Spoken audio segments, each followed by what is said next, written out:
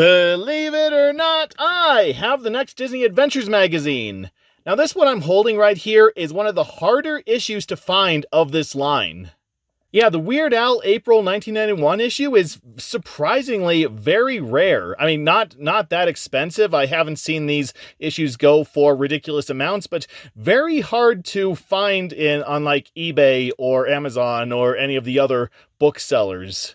Like when I was looking for a copy, I couldn't find one. And then eventually one popped up and it was like $20. So what I finally did, I finally just found this in a lot full of a bunch of other Disney Adventures magazines I didn't have. So, hey, lucky me. That's probably the only way you're going to find your own copy. You know, unless somebody scanned these things and put them online, which they probably have, but I like having a physical copy in my collection. Makes it easier to do these videos.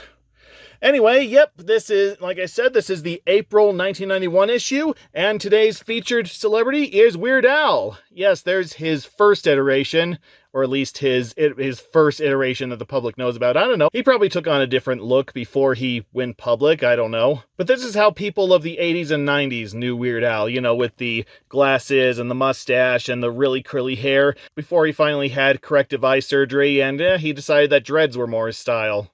But this is how we remember him from his first and only movie, UHF, which I'll probably get into later, because I'm sure the magazine's going to get into it later. And there's Launchpad directing him on how to fly a spaceship, which I think there was an episode of DuckTales where the whole joke was that Launchpad could not fly a spaceship. Like, these aliens used his mind in order to pilot their spaceship to Earth, but because he's so incompetent with flying, they couldn't find it. They just flew out into the deep recesses of space. So, yeah, Weird Al's dead. Not his career, obviously. He's still going to this day. Though, I don't know. He seems to have taken a bit of a break from recording. From what I understand, he used to have a decades-long contract with a recording company, but that's finally been finalized, and now he just makes songs whenever he feels like it. At least that's what I understand. So in this issue, we have free Tailspin stickers. Oh my! How did you know? Oh, I just feel so special. And then Weird Al's Wacky World. Well, as long as it's not the wacky world of Tex Avery, I can live with that. Mean Mountain Bikes. Yeah, that's how I felt the first time I rode a mountain bike. And Blast Off to Outer Space. Yeah, sorry, I'm not one of the 1% that thinks that there's nothing else to do with their money than blast off into space. You know, they could pay their employees a living wage or something, but no, space, Final Frontier, all that sort of stuff. Plus comics, puzzles, video game reviews, oh yeah, oh freaking yeah, and lots more. Oh boy, I can't wait to get those video game reviews. That's something I've been really waiting for with these magazines.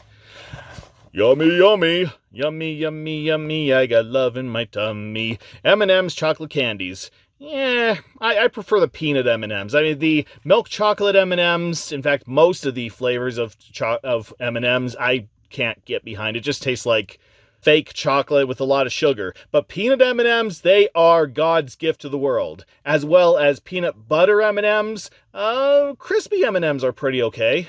Don't like mint, don't like most of their novelty flavors, so yeah, it's peanut butter, or GTFO. Hello! I don't know about you, but I can't wait till the day we can climb aboard a shuttle and hop a flight to the next galaxy. Yeah, most people can't even afford to get on a plane and go out of state. How much do you think it's going to cost to go out of this world, huh? I mean, even when it becomes possible, it's just going to be some luxury that's the 0.01% we'll be able to afford. This day may be closer than we think, according to this issue's big adventures, outer space. And who would make a spacier cover star than Weird Al? Well, William Shatner, Leonard Nimoy, Mark Hamill, Carrie Fisher, Sigourney Weaver. Heck, I'll even take Jeff Conway from Babylon 5. So, yeah, pretty much anybody says space more than Weird Al.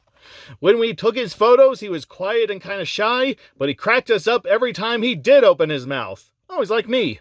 Except he can actually crack people up. We found out that spacey things happen on Earth too. Yeah, weird DC crossover events happen on Earth too as well. But those water images we see on desert roads aren't caused by extraterrestrials, they're mirages. Oh, but that's just what they want you to think. Ready for takeoff? No, but do it anyway. Adventure on! Adventure on, come grab your friends, da-da-da-da-da-da-da. So first up, we have a Olympic Pen Pal Club from the U.S. Postal Service. So basically, you apply to a club, and they hook you up with somebody somewhere in the world, and you can send letters to them. You know, something to do before the advent of email. Except I'm a little curious how this one worked. So they hook you up with a pen pal, and then you get a whole bunch of Olympic stuff. You get a whole bunch of Olympic memorabilia, and you get to learn about the Olympic Games and athletes. So do they actually hook you up with athletes from other countries? Like, are they your pen pals, or do you just get a pen pal, and then as a bonus, you get a bunch of stuff about the Olympics? You know, the Olympic stuff is completely unrelated to having a pen pal. It's just stuff they want to give you. I mean, I can totally understand the appeal of having a pen pal way back when, even though postage for each letter was probably like $4 or $5, and that was in 1990s money. I mean, nowadays you can just log on to any forum or any video chat site, and poof, you're talking with somebody like 5,000 miles away. But back in the day, yeah, having a pen pal was definitely a novelty. So much of a novelty that how do you know you even have a pen pal? How do you know that you're talking to somebody in another country? Well, I guess if you have to put the address on the envelope, yeah, that's a good indicator of if you're talking to someone in another country. So yeah, come to think of it, I guess mailing your pen pal an envelope gave you more confirmation that you were talking to somebody in another country than having to rely on like an IP address and surroundings. So I guess it was harder back then to spoof being from another country. Of course, your pen pal could still be somebody different than they claim in their letters. So yeah, I'm pretty sure that scams and predators still existed during this era. So yeah, but if you want to get in on this, well then, I love that. I love that they have right up here, yes, I want to join, and they checkmarked that. Like, oh, you didn't checkmark the yes, I want to join on this thing that we gave you to fill out. So no, I'm sorry, you went through all the trouble of giving us all your information and mailing it and paying shipping costs, but no, you didn't check the box, so can't let you join. Sorry. That's just how it comes across to me. Child's name, date of birth, address, city, bill my credit card. $9.95 in 1991? That was like, you could hire John Bon Jovi to do a private concert for your birthday for that back then. And yeah, I'm pretty sure that most kids did select please bill my credit card back then, not knowing what they were signing up for, not knowing what that meant. It's kind of like that Calvin and Hobbes comic strip where Calvin subscribes to a whole bunch of different magazines because he took all the subscription cards at the library and checked the box saying bill me later. So that was probably a wonderful surprise for his parents. Still, at least he didn't sign up for the Nintendo Power Hotline. So, yeah, if you want some old Olympic junk, and hopefully you get a legitimate pen pal with that who can somewhat speak your language, then fill this card out and see if they're still doing that. They probably aren't. They most definitely aren't. And here's our passport, our table of contents. We will be getting to all that later. And we got our fan mail. So who's writing in this time? Skiing the Swiss Alps was my kind of fun. When I took the pony lift up the glacier, I had lots of self-confidence, even though I wasn't sure I could do it. So when I put on my skis, I was ready to learn how to ski. I was flying down the mountain, almost gliding. When I got to the bottom of the glacier, I was one of the happiest people in the world. Because that scared the crap out of me, and Lord knows the constipation had just been building up for most... Okay, I can't finish that. But yeah, there's Jason Medina, or what he looked like back then. I don't know, nowadays he probably has much less hair and works as a manager at a McDonald's, or I don't know, maybe he's a lot more successful, I don't know. But thank you, Jason Medina at Beverly Hills, California. Oh, he lives in Beverly Hills, California. Well, then he doesn't work at all now, does he? My biggest adventure was traveling on a plane with my sister Rachel to visit my dad in California. I saw things like the Grand Canyon. In California, I met lots of actors like John Candy and the kids from Full House. So what kids are we talking about here? Because technically there was only one kid that was double cast by Mary-Kate and Ashley Olsen, so... yeah, I guess technically he could have met them both, though. I wonder if he knew that there were identical twins playing the same kid. I mean, the whole world later learned that when Mary-Kate and Ashley became a media phenomenon. I wonder what they're doing nowadays. I think last time I looked, they own like a fashion line, something like that, because that seems to be what all former female child stars seem to have nowadays, but whatever. I also went to the Hard Rock Cafe and Disneyland, but the best part of the trip was being with my dad, because my dad was freaking rich to afford all of this. I don't know, but thank you, Benjamin Tilden from Elkins Park, Pennsylvania. I'm sure that's where you still work, and there he is, or there he was anyway. I would like to see what Nintendo games other kids like in your magazine. Oh, definitely. So would I, yes. I would also like to find out what other kids like on television. And what games they like to play on the computer. Oh, absolutely. Yes, I definitely agree, Stephanie Resnick from Brooklyn, New York. See page 82, Stephanie. Your wish has been granted. Yeah, I can't wait for page 82. And yeah, for the longest time, I wasn't allowed a video game console. My mom thought that video games would damage my mind. And like computer games wouldn't, I don't know. But for a long time, for like over the first decade of my life, I was not allowed to have a video game console. Well, okay, that's not technically true. I do remember getting a Nintendo Entertainment System and a Sega Genesis around when I was like 10, but we didn't really put that much stock into it, and eventually we just kind of packed that up and put it in the attic and never really touched it until I sold it on eBay over a decade ago. But yeah, more modern video game consoles were not allowed in the house. So yeah, most of the games that I played were on the computer. And they were mostly like real-time strategy and simulation. You know, the actually smart games, because at one point I used to be smart. No, I wasn't. I used cheat codes for everything because, you know, I was like 10, 12. So I just played games for the experience. I didn't play them for the difficulty or the strategy. So where is all this going? I have no idea. But here's an ad for Cutler. Now, this is almost as bad an ad as that Jet Set ad we saw the other day. Because just looking at it, you can't immediately tell what it's selling. You have to really look at the picture before you go, oh, it says Cutler on the sweatshirt there. So, okay, they must have something to do with sweatshirts.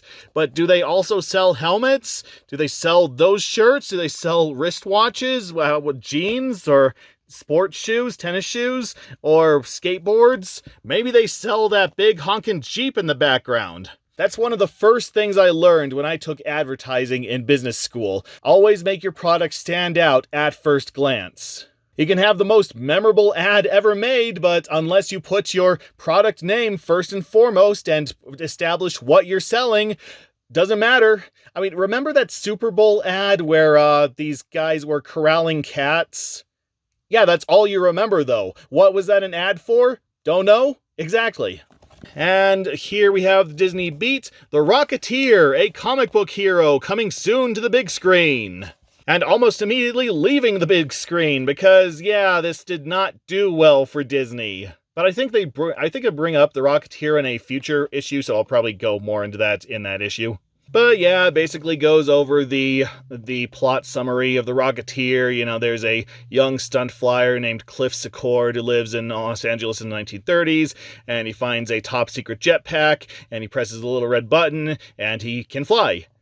And that's really his whole power. That's kind of a little disappointing. That's kind of a little underwhelming in my opinion. So yeah, you can fly. You can fly all over the sky, which that's great. But how does that make you a crime fighter? How does that make you a superhero? So great, you can fly. You can be a bigger target for enemy forces. In fact, I think Nostalgia Critic pointed that out in his review of The Rocketeer that, okay, the Nazis now have jetpacks. That just means that American soldiers can pick them out of the air like pigeons. I don't know. It's just a very underwhelming idea for a superhero, in my opinion. Very exciting, very something that everybody wants to have, but I don't see how anybody could turn that into being a hero.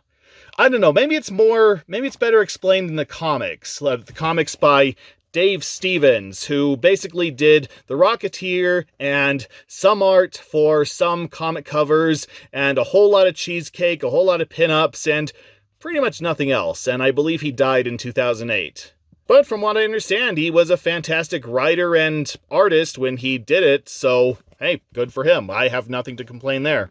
But yeah, like I'm saying, maybe the comics explain more how he's a hero, or maybe it's just a hit of nostalgia and you can look over the fact that this is one pretty lame superhero when you think about it. So I don't know. I think I do have a complete collection of the original Dave Stevens work on the Rocketeer. So I'm going to have to look. I'm going to have to read that and see if the Rocketeer is cool in those comics. I mean, technically the movie's okay, but I don't know, maybe the comics are better. Where am I going with this? I don't know. Just that the Rocketeer was a thing. That's all it really was, a thing. And here's a Start of Something Big Three Musketeers ad. We already saw that. All for one and one for all. Actually, no, get your own Three Musketeers. Here's a little bit more about the Rocketeer and the creator Dave Stevens. And that the Rocketeer in the movie is played by actor Bill Campbell, who, yeah, is basically mostly just known for being the Rocketeer. Though I, and maybe 10 other people, probably remember him as Collier from, or Collier, one of those from the 4400, where he basically played a anti-hero. I don't know if that's the correct term for his character. I don't know. He's just kind of good, kind of bad. He's completely unpredictable, but I don't know. He's like a Christ figure in the 4400. He like has his own religion and he's super rich and he's in favor of all these people getting powers. I don't know. The show as a whole really went off the rails after season 2, so yeah. What makes Weird Al so weird? Well, just look at him. You don't unconsciously dress yourself like that, and you don't absent-mindedly style your hair like that, so, yeah, that already answers your question. But yeah, even during the early 90s, heck, mainly during the early 90s, Weird Al was famous for doing his song parodies, you know, like Eat It and Like a Surgeon. And he was recently in a movie called UHF, which is an all-time underrated classic. Just ask most online critics, okay? UHF is an absolute must-see, and sadly, Weird Al's only movie. I don't know if he's ever appeared in a movie. Oh no, wait, he was in Rob Zombie's Halloween 2 for some reason. But that was his only starring role in a movie, in UHF, which is sad because that movie is hilarious and he has such good acting talent, such good ideas. But apparently nobody had faith in the project, and it was just released quietly during a slow month, and it was a bomb, and that ended his movie career. But yeah, if you can find a DVD of it or watch it on a streaming service or something, then I can't recommend it enough. So what about Weird Al do they want to know about? When did people start calling you Weird Al? He made it up as a DJ on the college campus. Makes perfect sense. I mean, he played a lot of weird music, and then later on, Dr. Demento took him on to be on his radio show, where he made even more weird music, because that's what that radio show was all about. Do you really think you're weird? I used to think so until I met Milli Vanilli. Yikes. Okay, which Milli Vanilli, though? Because technically, Milli Vanilli did not exist. They were like a group secretly made by 2 record producers, and then they costumed up some guys to do some lip syncing, and the lip syncing failed horribly during a concert. So, yeah, are we talking about the people who actually sang or the people who pretended to sing? I mean, either way, I think the story of Milli Vanilli is more interesting than the band itself. And I say band in huge quotation marks. When you were a kid, did you ever do something that made your parents really mad? He sold their house and used the money to buy a lifetime supply of wax lips. Sure, they did. They were so mad they make me take accordion lessons. Yeah, Weird Al, that's one of Weird Al's major talents. He had mastered the accordion by age 10, so, hey, you know you're just destined to have a career for being weird if you willingly decide to play the accordion. Come on, you're not serious? Is your whole family weird? Actually, my family's pretty normal, but I suspect there are some pretty weird chromosomes floating around in their gene pool. Yeah, and he soaked up the entire pool. What's the weirdest thing you did in school? He didn't like to talk about this, but he turned in a homework assignment 1 day early. So yeah, obviously that's a joke. That's not supposed to be that weird. Well, I mean, I guess technically if you're a usual school kid, then yeah, you would just turn in school assignments at the last minute, but wouldn't it be funny if by that he meant that he turned in his homework before it was even assigned? Like he just somehow knew what the homework assignment was going to be, so right before the teacher even gave out the assignment, he just turned it in. That would have been hilarious, and I would have loved to know how he knew that. I'm sure the entire school would have loved to know how he knew that, and probably suspend him for the trouble. You make fun of songs by Michael Jackson and Madonna. Have you met either of them? What do they think of your songs? I met both of them, and they were very nice. Yes, he and Michael Jackson were BFFs. Michael Jackson was very supportive. He even let him use the set for Bad for his parody Fat. Yeah, from what I understand, most of the people that Weird Al has worked with, has parodied songs of, have been very supportive, have been very happy for him to use their songs, and have usually enjoyed the end result. The only few exceptions I can think of is Coolio, of course, who tried to sue Weird Al because he argued that he did not give Weird Al permission to do a parody of Gangsta's Paradise called Amish Paradise. But from what I understand, Coolio did eventually forgive Weird Al, and he admitted that he liked the song. But then there was Prince. Weird Al was not allowed to talk to Prince or request any song parodies whatsoever because Prince and his estate have been notoriously tight about anyone using their songs. Like, there was that huge controversy in the early days of YouTube where, like, this lady was actually sued by Prince's estate because she was making a video of her baby and one of Prince's songs was playing on the radio in the background. So yeah, Prince may have gone to that great kingdom in the sky, but don't mess with Prince. And in UHF, he had his own TV station, which is one of the reasons why that movie is so great. If he actually had his own TV station, what kind of shows would he put on? He would play Wheel of Fortune continuously for 24 hours every day. I'd watch that. You really are weird. Did you always want to be an entertainer? I never dreamed I'd be Weird Al for a living. I got a degree in architecture, thinking someday you'd have a real job and a relatively normal life. Thank goodness that didn't happen. Yeah, kind of the same here. I mean, I got my associate's degree in business management, and fat lot of good that's ever done me.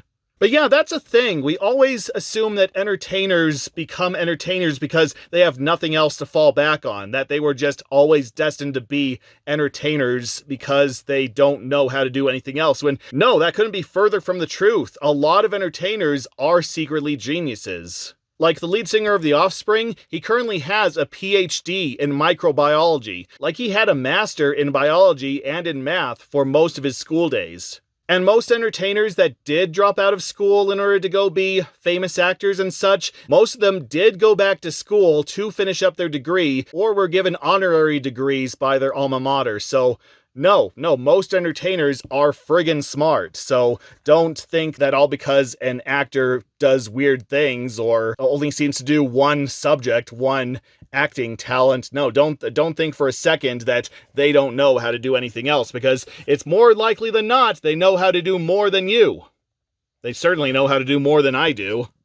Who's your best friend? Harvey the Wonder Hamster. Of course, he was one of the main characters in the Weird Al show, the short-lived Weird Al show. I think it was also his sidekick in the cartoon segments on that show. I don't know if Weird Al still features Harvey the Wonder Hamster. I do know that that was definitely a thing during the 90s, except surprisingly they didn't show him in UHF.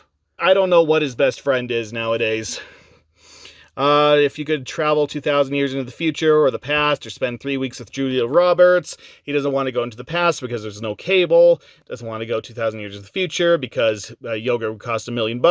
Well, sure, but technically given inflation, that would also mean that the hourly wage of the normal person would be like $3-4 million, wouldn't it?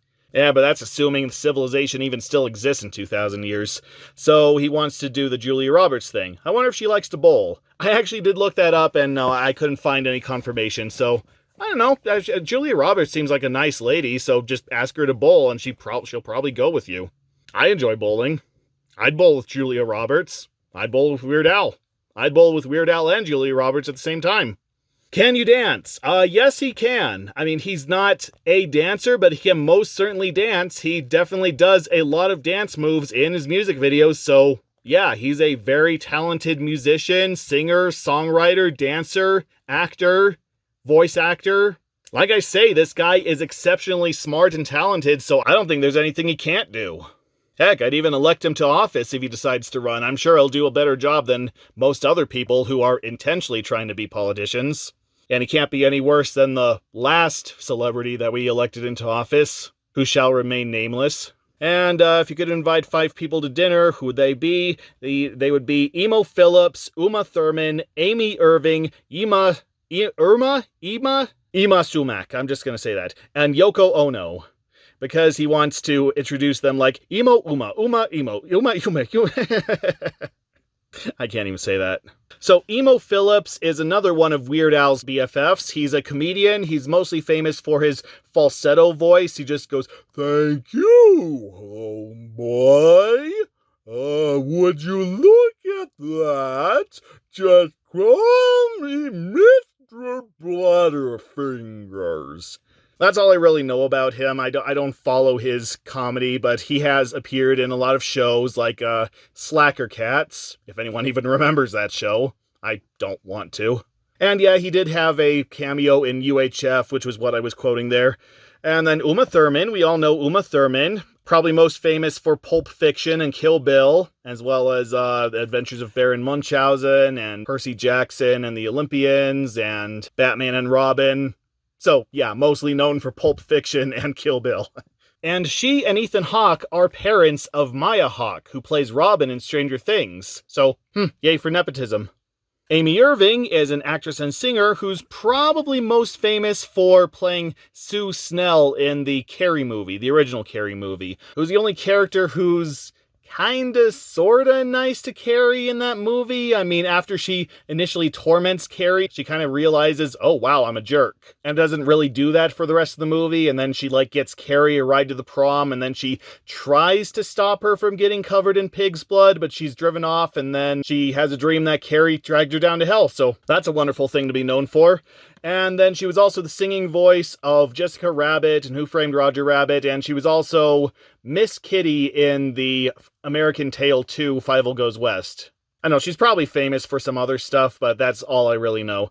Uma Sumac, Ima Sumac, I still don't know how to pronounce that, but she was a very, very famous singer. She had multiple octaves. Her singing range was just incredible. She almost made the blue alien from The Fifth Element sound monotone. And she died in the 80s, from what I understand, so no, Weird Al wouldn't have been able to invite her to dinner even if he wanted to. And then Yoko Ono, of course, it was John Lennon's wife, and she's a very experimental singer-songwriter, and from what I understand, she's still going today. And also from what I understand, she played a part in the Wes Anderson Isle of Dogs movie, so good for her. And strangely, it was not strange. It was like a very normal role. She was like one of the scientists, if I remember correctly. So yeah, not a bad cast of characters for Weird Al to invite to dinner. Heck, I wouldn't mind having dinner with these people. And then we have a Starburst ad for some new limited edition Starburst. We got the strawberry, of course, strawberry watermelon, strawberry banana, strawberry punch. I think I actually had this before. I think I actually did try this strawberry fruit Starburst way back in the day. I don't know if it was this exact packet of Starburst, but I do think that they re-released those flavors later, because I do definitely remember a lot of strawberry flavors. Starburst used to be one of my favorite candies. Actually, I think I still like it, but strangely, I haven't seen Starburst around for a while. Apparently, it's still being made, but I just have not seen it in my local stores or anything. It used to be sold in either packs like that or big bags, big treat bags, and I don't remember the last time I saw any of that. I don't know, is it still being sold in America? I'm gonna have to check into that, I guess. But yeah, everybody's just surfing the wave, surfing the Starburst wave, except for that guy who's on a skateboard about to plummet into the water, so that's gonna end well for him. And here we go with the Pro Stars again. Yes, like I said in the last issue, when I worked for a subscription crate, for a nostalgia subscription crate, this is something we put in the crates all the time. Like, we had some unopened and opened variants, so depending on what the customer ordered, we would put those in the crates. I don't know if they were huge, but they were cheap and available, so Honestly, I'm almost tempted. I'm almost tempted to get a big lot of these music cards and just go through them. Like kind of like what I'm doing with these magazines. Just look at all the cards, look at the artists, and tell you what I think of them and see if they actually went anywhere after, well, 91 when these were released. Of course, that video will probably be me going, don't know who this is, don't know who this is, don't know who this is, don't know who this is, don't know who this is for like half an hour. And maybe every 5 minutes I'll say, oh, hey, I know this guy. Can't really tell you anything about him, so... But, well, I don't know. I'll have to consider that for when I have nothing better to do. And here's the section on what's cool in pop culture media. They are Ticket Entertainment Guide. So, in terms of movies, the Teenage Mutant Ninja Turtles are getting a sequel. Teenage Mutant Ninja Turtles 2, Secret of the Ooze. So, I'm sorry, I have to admit something. I'm not a Teenage Mutant Ninja Turtles fan. I know that's treasonous, being a kid of the 90s, that I'm supposed to enjoy at least one TMNT thing. Either the comics, or the show, or the movies, or the concerts that they used to do. Oh, good God, they were really milking this franchise for all it was worth back then. But no, I've never been that big a fan. I know them, I know what they're about, I know most of the characters, most of which is just from osmosis, unfortunately. And yes, I have seen the Teenage Mutant Ninja Turtles live-action movies, well, the original ones, and the newer one, the first newer one, the 2014, I think it was. But if you asked me anything about them, I can't tell you. I know about the memes of the first two movies, but that's really all I remember about them. I remember Vanilla Ice was in the second movie, and that's pretty much all I remember about that. Oh, no, wait, and then David Warner, I believe his name was, David Warner from Twin Peaks. He was also the scientist guy in Teenage Mutant Ninja Turtles 2. And from what I understand, he died recently, so that's sad. And then Problem Child is getting a sequel. Yes, it got Problem Child 2. And what's next? Problem Grandchild? No, that didn't happen. Yeah, I know everybody was just clamoring for that, but no, it was just Problem Child 2, and then the made-for-TV Problem Child 3 that didn't feature any returning actors. And then there was actually a Problem Child animated TV show, which I bet none of you knew about until I just brought it up. I bet you also didn't know that there was a Dumb and Dumber animated TV show either. I haven't watched any of these, I just know that they exist, unfortunately. And that also applies to Problem Child because I know this film has somewhat of a cult following. I know that it's just one of those films that's so tasteless and so raunchy that it kind of circles back to being a huge guilty pleasure for most, and I'm not one of them. I'm sorry. I'm gonna have to go with the 0% critical score of the movie. I just did not enjoy it at all. It's not one of the worst movies I've ever seen, and yeah, it is inventive, but it's mostly just raunchy, uncomfortable humor for the sake of raunchy, uncomfortable humor. Though John Ritter is amazing in it. Of course, it's John Ritter. John Ritter's amazing in everything. And then apparently Problem Child 2, which I have not seen, apparently that's even more raunchy and tasteless. Like, they just pulled out all the stops, to the point that the first cut was rated R. Like, they really had to trim it down in order to get it down to a PG-13. But apparently that movie is considered like John Waters for kids. So doesn't that technically mean Hairspray? But yeah, I haven't seen Problem Child 2. Probably never will. And Christian Slater has made so many films lately that he thinks it's time to slow down and take a break. Oh, that's not going to bite him in the face pretty soon. Yeah, Christian Slater used to be one of the biggest names ever. Like, he had a string of movies and shows in the 80s and 90s. He just used to be this big heartthrob. He just used to be one of the most talented, sought-after actors ever. And then suddenly his career just went on hiatus. Yeah, around like the late 90s and through most of the 2000s and even 2010s, he just kind of disappeared. Emerging every now and then to be in some, well, stinkers, like the Alone in the Dark movie, the Uwe Boll Alone in the Dark movie, which in my opinion gets too much hate. I mean, it's not the worst video game movie in my opinion, and yeah, a lot of the stunts and effects are actually pretty cool. I mean, it's nowhere near good, but it's not worth the 1% Rotten Tomatoes rating. And then I'm probably one of like 5 people in the world to have seen him in the My Worst Enemy TV show, which was actually really good, I thought, but it was canceled after only like 8 episodes, so that didn't go anywhere.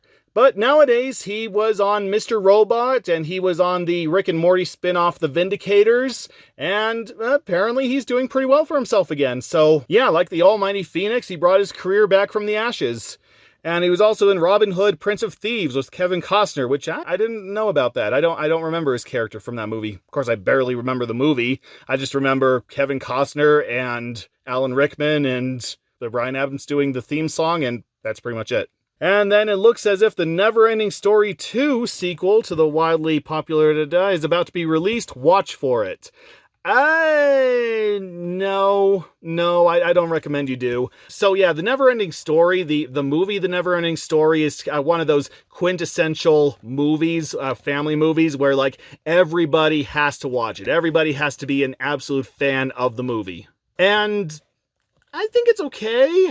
I think it's much more about visuals than storytelling and such. I think the story is very basic and very scattered, and I don't know, it's very dreamlike. Let's just say that. It's very dreamlike. It's very much like watching a dream. So it's not one of my favorites, but I do understand the enormous amount of hype behind it. I do understand why a lot of people love it. And then the Neverending Story 2 kind of gives us more of the same. I mean, it's just more effects, more dreamlike wonder, more kids in these, what these kids in these kinds of situations would actually do in these kinds of situations. So the pieces are there, the story is not, and it's pretty boring, honestly. So no, I don't really recommend the sequel. And a lot of people don't, because it was blasted hard by critics and audiences. Like, it only has like a 7% approval rating, and it didn't even make half its budget back at the theaters. So yeah, unlike the first one, it's not exactly a beloved classic. And then the less said about the Neverending Story 3, the better. And then keep your eyes open for Michael Keaton soon on the screen in One Good Cop. Yeah, that's the movie they were talking about in the very first issue of Disney Adventures, from what I remember. And I was talking about it back then in that issue, and I don't even remember what I said. But it was like these kids had their parents killed by gangsters, so this cop takes them in. And of course he has to balance being a cop with being a family man, and it improves his image, and he saves them and all that sort of stuff. And apparently most critics and audiences didn't care for this one either, because it went into theaters and then it left theaters, and that's pretty much it. It didn't even make back its $11 million budget. Apparently the general consensus was the story was too serious, but the tone was too schmaltzy, so I don't know. I haven't seen it, and I probably never will. If the voice of the baby in the new mid-season show Baby Talk sounds familiar, the voice belongs to Tony Danza, star of Who's the Boss, and Taxi, and a whole bunch of other shows. And the series is based on the Look Who's Talking movies. Not interested. Nope. I cannot be less interested. No. But yeah, I bet you didn't know that. I bet you didn't know that the Look Who's Talking movies got a TV show spinoff, which I did look up, and apparently didn't do that well. But I don't know, it's just, there was this lady, and she lived in a place, and she had a little baby, and the baby would give his thoughts throughout the rest of the otherwise cliched sitcom episode. I was going to make a joke about how well the show went over, because the second season featured them changing most of the cast and relocating the action to somewhere else. But apparently that's actually common with most sitcoms. Apparently most sitcoms go through a second season revisement. It's just common for, if the premise of a sitcom isn't quite working out in its first season, to just change most things for its second season. And they had to do that for Happy Days. They had to include the Fonz as a main character, and that became one of the best sitcoms ever made. And then they had to include Urkel for the second season of Family Matters. And again, with Urkel as its main focus, that show became one of the best ever made. And that's all I can remember right now, but apparently it does happen to a lot of different sitcoms. Me personally, I was thinking of something like the Taken TV show, which had a huge upheaval in its cast and its tone and its story structure and its character dynamics and all that sort of stuff between its first and second seasons, but I guess Taken is a bad example of a TV show in general, so. But yeah, in the case of the Baby Talk TV show, even a revisement for its second season didn't save it, and it was quietly canceled after 2 seasons, which, honestly, it's surprising it got that much. And then there's an adaptation of Alice in Wonderland this April, where a 4-hour musical movie is shown around the country. Check your local TV listings. Now, I couldn't find any Alice in Wonderland things made around 1991, at least nothing that fits that description. So what I'm assuming they mean the 1985 musical, where they adapted the original Alice in Wonderland and the sequel Through the Looking Glass into a musical event that also featured practically everybody from back when, Carol Channing and Peter Sellers, Roddy McDowall, all the popular actors from back in the early 80s. I don't know, personally, when I read that, I was actually thinking of the later TV adaptation of Alice in Wonderland that also had everybody in it, like Martin Short, Christopher Lloyd, Whoopi Goldberg, probably a lot more, but that's all that's coming to mind right now. I haven't actually seen all of that movie, I just remember certain parts, but hey, I don't know, maybe one of these days I'll have to go back and watch it. Oh, and the little girl who played Alice in the 1985 musical adaptation, she also did the voice of Jenny from Oliver and Company, so look at that, we can tie that back to Disney. Saved by the Bell is now the #1 Saturday program for girls ages 6 to 17, and it's scheduled all the way through 1992. From what I understand, it went until 1993 before the main series was finally canceled. But then, of course, afterwards, we had the college years and the next class and the 2020 revival and like a billion different TV movies and specials and reunions. So yeah, the world just can't get enough of Saved by the Bell. For some reason, I never understood it, I'm sorry. If Double Dragon is one of your favorite Nintendo video games, get ready, a live-action version of the game is coming to primetime TV soon. Unfortunately, I couldn't find anything about that. There was the Double Dragon animated series, which I haven't actually seen it, but from what I understand, wasn't very well received. Apparently, it had very little to do with Double Dragon and the game's universe. Like, any of the characters that originally showed up in the original Double Dragon games only show up in, like, the pilot of Double Dragon. And then from there, it's just an all-new setting, all new characters, all new villains. And that made a lot of fans upset, so it was quietly canceled after like 20 episodes. But then we had the 1994 live-action movie that also featured Alyssa Milano from a couple issues ago. And the less said about that movie, the better. Yeah, Double Dragon as a series has really been mishandled after the first two games. I mean, there was Double Dragon 3, nobody likes that one. Double Dragon 5, I believe, which was like based on the animated show that I was just talking about. That was like a more traditional one-on-one fighting game that apparently nobody likes either. And once they finally released the long-awaited Double Dragon 4, nobody liked that either, so... But I do remember that Double Dragon and Battletoads did crossover for a Super Nintendo Genesis game, which, from what I understand, was alright. I haven't actually played it. And then here's a little feature about Joshua Rudoy. Talk about breaking into movies with lightning speed. 15-year-old Joshua Rudoy. And he got to be on a TV show, What a Dummy, on the Fox network. Yeah, so everybody's probably looking at Joshua Rudoy and going, who? Yeah, exactly. He was briefly a child actor. He was on this sitcom called What a Dummy, as it says here, which was a very short-lived, quirky sitcom featuring a family finding a dummy in the attic, like a ventriloquist dummy, and it gave them advice on how to live their lives. And yeah, I know that premise sounds like it should be a thriller with a family of soon-to-be serial killers. Especially considering that the dummy in the show is freaking creepy! Like Slappy from Goosebumps would look at it and scream. Still, I have to give the dummy credit for its fantastic puppeteering and animatronics. I mean, it's not quite as good as Salem the cat from the Sabrina the Teenage Witch show, but for a little-known show from 1991 with a premise that would not work, like I'm surprised anyone greenlit it, they really did want to give the show one good quality. One good wet-your-pants frightening quality, but still, something that stands out. Actually, the show was more of a launching platform for Steven Dorff. You know, that guy who's in stuff. Yeah, like Blade and Alone in the Dark, and just really edgy type movies, or really comically edgy type movies, I should say, you know, where he just shows up and goes, look at me, I'm edgy, I'm moody, I have an attitude, but you're kind of supposed to laugh at him.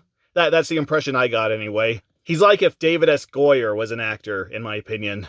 But anyway, Joshua Rudoy, he was also in the Harry and the Hendersons movie and the Flatliners movie, and from what I understand, he stopped acting after the short-lived What a Dummy TV show, and nowadays he's an investment advisor, from what I could find, so hey, good for him.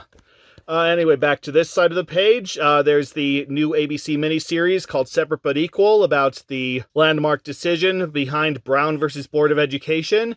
From what I understand, it's pretty good. I haven't actually seen it, but it has Sidney Poitier and the lady who played the chief in Where in the World and Where in Time is Carmen Sandiego. I'm sorry, I forgot her name again. I do know that I talked about her in a previous Disney Adventures issue, so I'm a little embarrassed. But yeah, it's pretty obscure nowadays, but it did run away with a couple Emmys, so hey, good for it.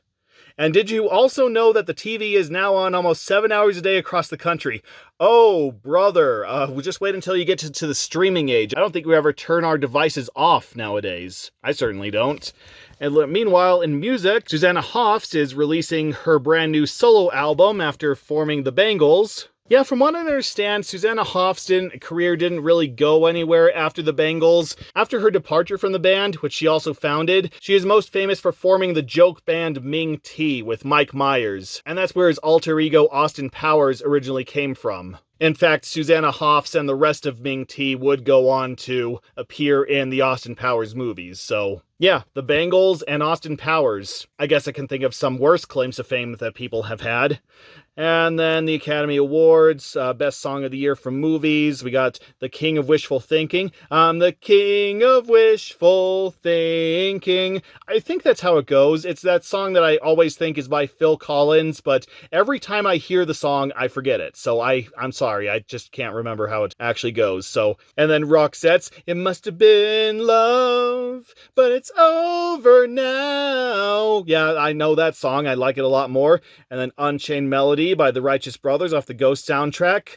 Oh, my love, my darling, I hunger for your touch. I don't have the range for that one, sorry. And then John Bon Jovi's Shut Down in a Blaze of Glory from Young Guns 2. Watch the Oscars this month and find out who wins. And in the 1991 Academy Awards, the award for Best Original Song ultimately went to Sooner or Later by Madonna from the Dick Tracy soundtrack. Yeah, I don't remember that song either. And it actually did beat out John Bon Jovi's Blaze of Glory, so the Academy Awards are a joke. And then on video, a bunch of baseball movies. So we got the Jackie Robinson Story, haven't seen it. Pride of the Yankees, haven't seen it. Bad News Bears, apparently that's an all-time classic, but I haven't seen that either. Field of Dreams, that's one that I really should watch, but I haven't seen that one either. It's like this guy builds a baseball diamond in his cornfield, and a whole bunch of ghosts of baseball players come to play in it, and nobody can see them except him. And that's pretty much the whole movie. And this is interesting. They have a little Disney symbol down here to signify the end of an article. I think this is the very first issue where that is utilized. Yeah, I went back and checked the last issue. I didn't see any of this. So yeah, this lets you know that this specific section is over with, and I think that's a good idea. But up here, there's a little bit of a fact up here. Did you know that almost 3 out of 4 homes in the country have video cassette recorders? Yes, the VCR has invaded 69.4% of the country. It's almost as in demand as the telephone. Yeah, absolutely. I mean, you get to buy movies and you get to watch them at any time. The future is here, people! And yeah, these days more people are renting and buying videos that are going to the movies. That is debatable, I think, for the early 90s. Most definitely people were still going to the movies. Especially since back then it took like 6 months for a movie to go from theaters to home video, and that's only if they decide that the movie was worth being put on a VHS tape, because back in the day, VHS tapes were very expensive. I mean, you had to buy the plastic casing, and you had to buy the miles and miles of tape. So if a movie didn't do well in theaters, then they just decided, what the hell, didn't even bother putting it on video. But yeah, as I pointed out an issue or two ago, I was actually very fortunate when I was young to have grown up with a large collection of movies. Like, my parents just had practically every single VHS ever made when I was a kid.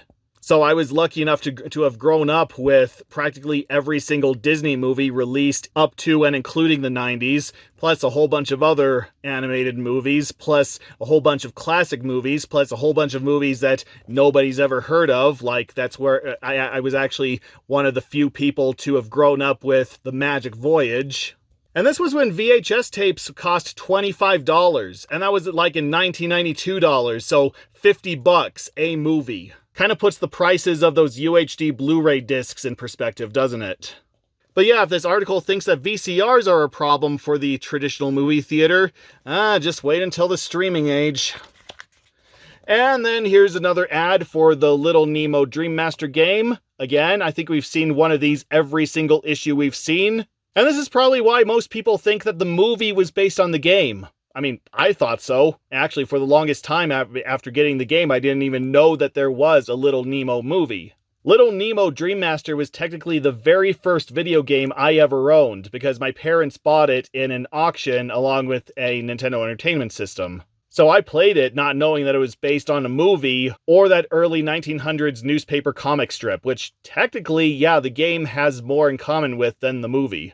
And I didn't know that there was a Little Nemo movie until I saw The Princess and the Goblin, which is also a very highly promoted movie that bombed to hell and back and immediately faded into obscurity. But yeah, I found out about the Little Nemo movie from a trailer on that movie. And Little Nemo is the better movie. It's technically not a good movie, but I recommend it over Princess and the Goblin. And we have finally arrived at our first comic of the magazine, which is a DuckTales one, Dime After Dime. Yet another one I have read previously. I think this was in the same compilation as the other couple that I've read. And if I also remember correctly, I think this is the last one. I think that we have gone through all the DuckTales comics that I have read previously. I might be right, I might be wrong, but hopefully we'll get some DuckTales comics that actually surprise me now. And oh, look at that, it's a Magica Dispel comic. Ugh. If you thought I couldn't do the voice of Ma Beagle, then, well, this is Ma Beagle, but with a Romanian accent, so yeah, this is gonna be fun. Okay, anyway, Dime After Dime. Somewhere on Mount Vesuvius, in Magica Dispel's lair. Ha ha! I'm finally going to get Scrooge McDuck's lucky dime, and he will never know what hit him. That's the best you're getting out of me, I'm sorry. Bye, Lunchpad. Bye, Uncle Scrooge. See you tonight. Webby, don't forget to pitch that tent and paddle that boat. Oh, Webby's first day of camp. Mr. McD, that bus came just in time. Looks like rain. Rain? Don't be silly. The weatherman forecasts clear skies. Drip. Huh, it's almost like weather reports are wrong sometimes. I stand corrected, Mr. McD. Oh, don't get it. A minute ago, not a cloud clouded the sky, and now, boom! And thus Shazam was born. Also, that's a different design for the money bin. I don't know, I'm wondering if this is like one of the promo comics for DuckTales, like we saw with Tailspin a couple issues ago. If this was like written when DuckTales was just starting or before they got all the designs down, because that is clearly a different design for the money bin. It's much shorter, it's brownish, it has stairs going up to it, and there's a garage door to it? What? Also, this panel suggests that the bus left from the money bin, which why would they be standing outside the money bin to see Webby off, unless this is also supposed to be where Scrooge lives? I don't know, I'm guessing the artist didn't get all the notes before they started this. Wow, what a jolt. Where'd that lightning storm come from? Lucky it didn't crack open your money bin. Look, my eye, that was a deliberate attack. Still bragging about your lucky, Scrooge? Well, it's all turned bad. Hee-hee! Courtesy of Magica Dispel! What do you want, you spooky spell pusher? Same thing I always want! Your lucky #1 dime! I need it to supercharge my spells! Eeny, meeny, miny, mo! Lightning bolt, go, go, go! Well, it's a good thing Scrooge knew exactly where she was going to be flying her magic carpet and had water jets installed in that exact spot. And apparently that's a full stop. You know, she can't just go a foot above or a foot below and try it again. No. She's been sprayed by water jets, so no, that's the end. That's the rules. Ta-da! My latest burglar bashing device. My super squirters run on electricity I catch in that lightning rod. Thanks for the free recharge. So are you suggesting that the battery was dead before she hit it with a lightning bolt? And if she just didn't hit it with that particular element of magic, then she would have gotten in no problem? Yeah, I think luck has more to do with this than you initially gave it credit for. A lightning rod? Curse you, Mr. McDuck! I'll find a way to swipe that silver yet, or my name isn't... Samantha the Soggy Sorceress? Okay, yeah, you got one, Lunchpad.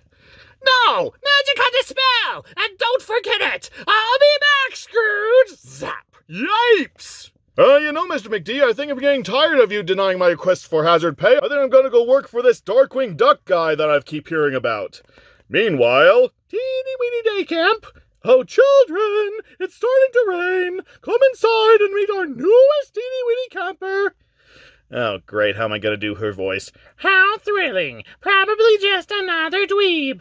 And apparently anthropomorphic mice also exist in this universe. Was that a thing? Did anthropomorphic mice also exist in this universe? I mean, we had an anthropomorphic cow in the last issue. But as far as I can remember, it was just ducks, pigs, and beagles. It's amazing what they can get away with in the comics world, I guess. Also, yeah, there's a big fat pig, and he's on the seesaw with a small mouse, and the joke is that the pig is fat. Campers, please say hello to Abigail. Hi, hello.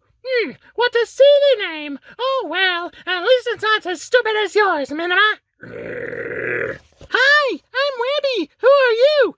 Don't be ignorant. I'm Snippy Von Glitz, of course. This is Buffy, and that girl in the ugly dress is Minima. You're a fashion victim. Oh, great. That probably means I'm going to have to come up with a voice for her. Oh, great. If I couldn't do magic, then how am I going to do... All the dresses are black, and not a single designer label. Definitely not in our class. Hey, you! Get off that! That's my seat! Blah, blah, I was here first! So what, you little ragamuffin? My daddy's very, very rich, so I get to sit wherever I please. Ah! Ooh, what an accident. But it wasn't an accident. My goodness! Don't jump around like that, Snippy! It's unladylike! Ah! I didn't jump! That chair flew me! It's made of rubber! Somebody must have switched the real chair! Feels like wood to me! Of course it is! Snippy, I am surprised you told a fib like that! I'll simply have to call your father! But... I'm sorry she was so mean to you! Your name is Minima, isn't it? What of it? I like your name! It's pretty! Well, everyone else thinks it's dopey! Well, personally, I think you're grumpy. Definitely not happy. But don't be bashful. If you get sneezy, then you can go see the doc. But if you do, then you might get a little sleepy afterwards. Snow White is cocaine. Yeah, let's start that urban legend again. Well, I don't... Hey! Look out! Oh my god, she just threw that whole friggin' hole. Wow. She really took Webby's whole head off. Like, holy crap, you little bit. Phew, that block almost hit me. Thanks, Minima. Ah, it's no big deal. The rain stopped. Girls, you may all go to the playground. As for you, young lady... Wah! Oh boy, I'm seeing a bucket of pig's blood or a humiliating roller rink in Minima's future. Hey, wait up, Minima. Let's go and make friends with the other kids. I don't need any friends. Oh, don't be silly. Everyone needs friends. Well, I don't. What good are they?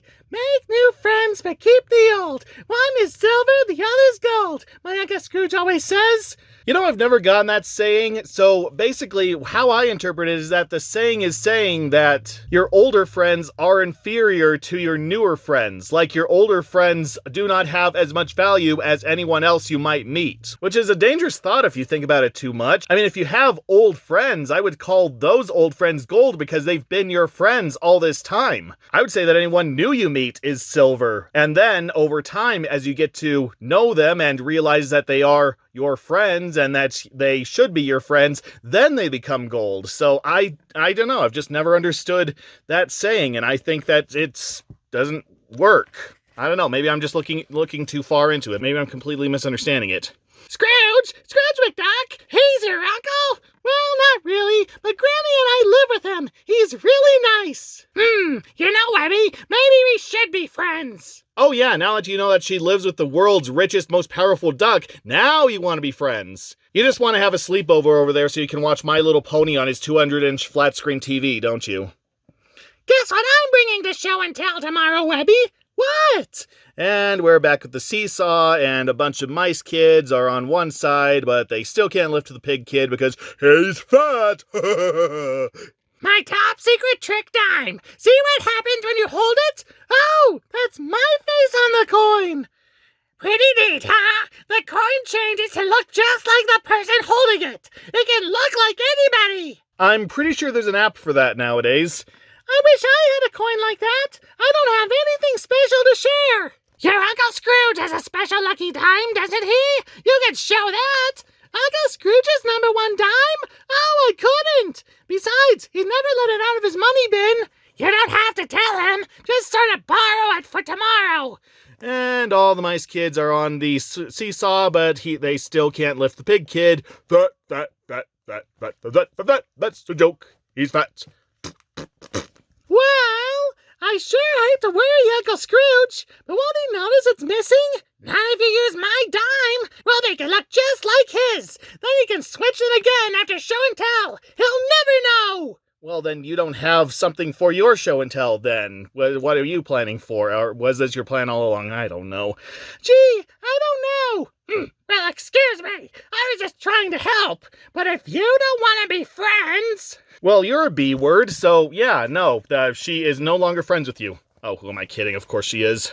Later. Camp was great, Uncle Scrooge. That's great.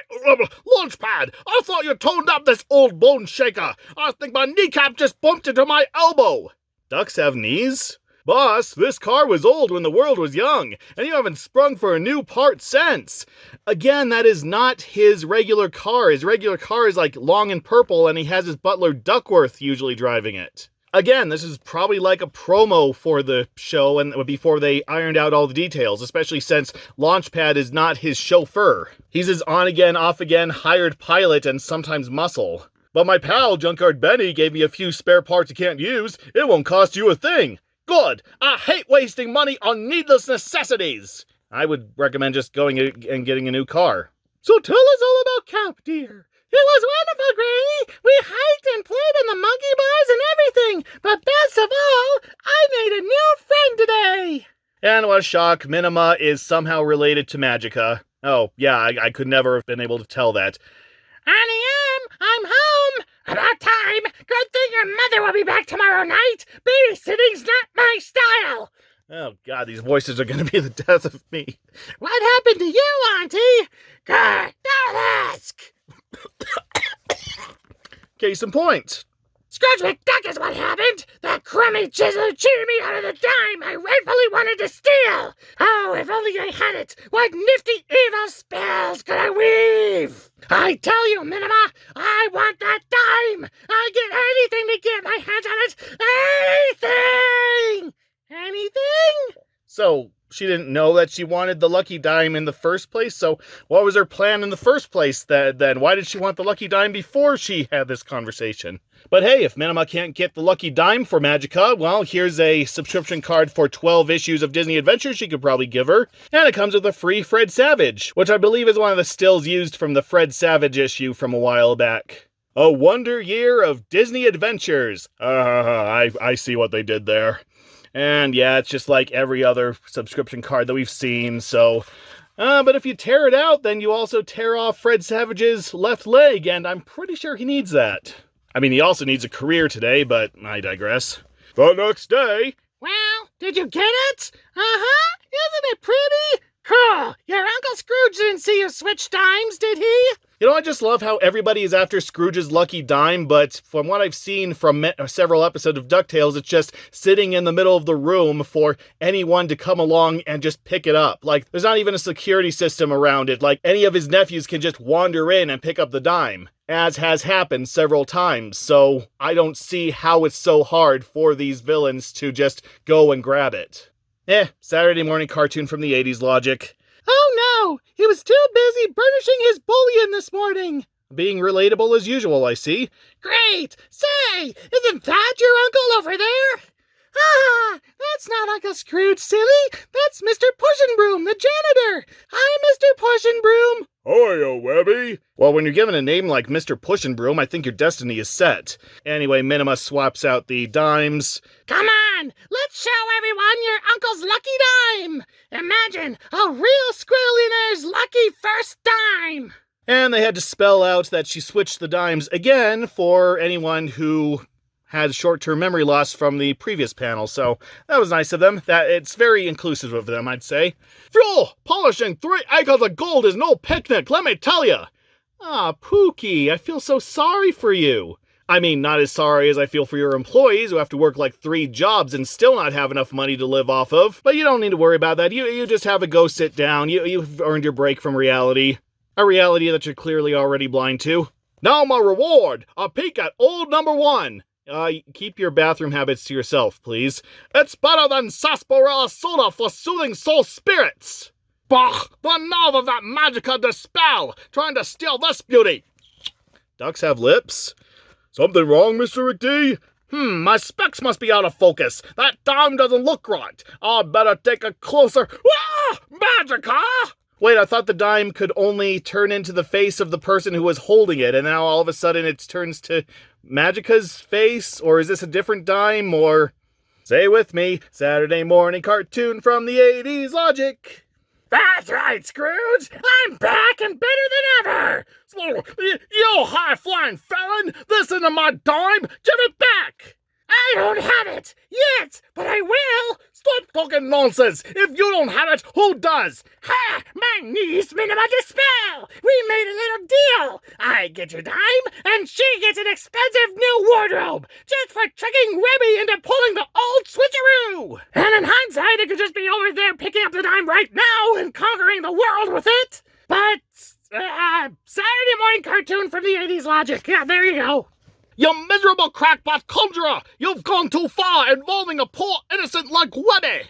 And just to show what a sport I am, I'll race you for it! Minima's waiting near the old rickety-tickety bridge with your dime! Bye! Catch me if you can! Ah! Come back here! And apparently the money bin is also in the center of town, surrounded by buildings. Also, I thought that was a garage, but apparently that's an awning, so... anyone can just walk in there? I thought that it was only accessible from the top because, you know, Scrooge is trying to keep his money safe in there. I don't know. Maybe it's like a secondary money bin. Lord knows he'd have one of those.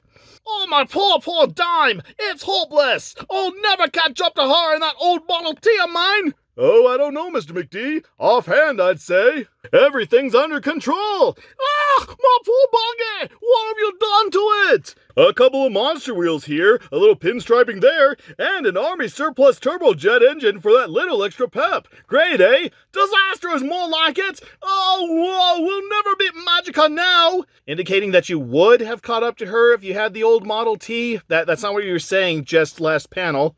As if losing my dime wasn't bad enough, now my car is ruined too! You already said your car was ruined, you little...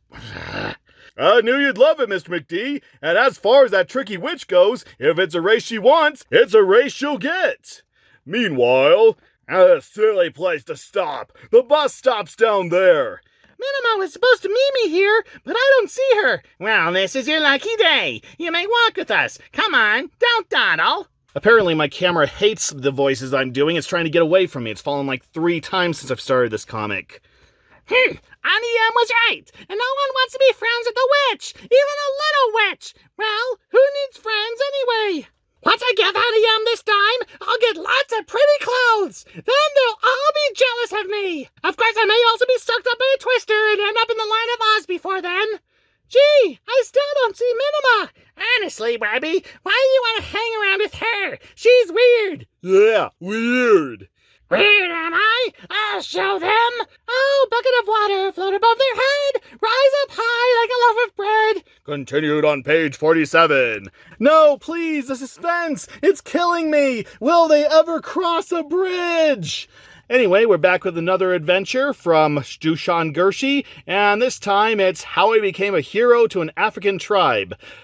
Ooh, that is not a good subtitle to have for your adventure. I mean, okay, I understand what you mean. I understand where this is going, but that kind of sounds like early 20th century white supremacy, white man taming the native type of story. So, yeah, you might want to rethink that caption. But in this exciting adventure, Dushan Gershi was in the middle of Africa, and he ignored the warnings that it was the rainy season and the flooding season, and his car got swamped, and eventually he ended up in a place where he couldn't get his car unstuck, so he heard about this tribe called the Dogon, which I thought was a character from Farscape, but no, that's Dargo. And surprisingly, I didn't find any sci-fi names called Dogon, even though that totally sounds like something that should be in a sci-fi adventure. Can you just imagine somebody shouting out, "Look out! It's the Dogon fleet! Use the anti-matter missiles that the Tumbukis built for us!" I'd watch that, unless it's like Another Life on Netflix, which, no, I will never watch that, I'm sorry. But yeah, he was taking his life into his own hands, going to see the Dogon tribe because they don't like strangers, but they allowed him to stay the one night. And then they had this tradition where people dressed as evil spirit men, they went outside and they caused chaos. So everybody's supposed to stay in their tents while the thing was going on. But of course, he didn't know about the custom, so he went outside and he survived, and everybody called him a hero for that. Hooray! He abused the superstition of a native tribe in order to gain favor! But yeah, to show their appreciation, they invited him to a once-in-a-lifetime festival, and a whole bunch of dancers, whole bunch of food, whole bunch of people dancing on stilts, so kind of like a Disneyland parade. And the Dogon believe that they came from the stars, which, yeah, like I said, I would love to see some kind of race in a sci-fi show called The Dogon. But eventually the rainy season ended, and he went back to his car, which apparently was still working. Wow, just there's luck, and then there's Dushan Gershi. And he drove off and never saw him again, but he made good friends, so good for him. And then another little accounting by a kid who's talking about numbers they see all over the place. And most numbers are used as indicators in case of repair or emergency. So they can just say that electrical pole, the number something is out, and then send a team over to fix it. Or they can say there's been an accident at something bridge and go send the emergency vehicles over there. You know, the days before GPS and microchipping. And whoever this is going to go through all the buildings that have dates on them. Maybe they'll be able to find the oldest building in their city. Yeah, why not? Why not? Good way to kill a Friday.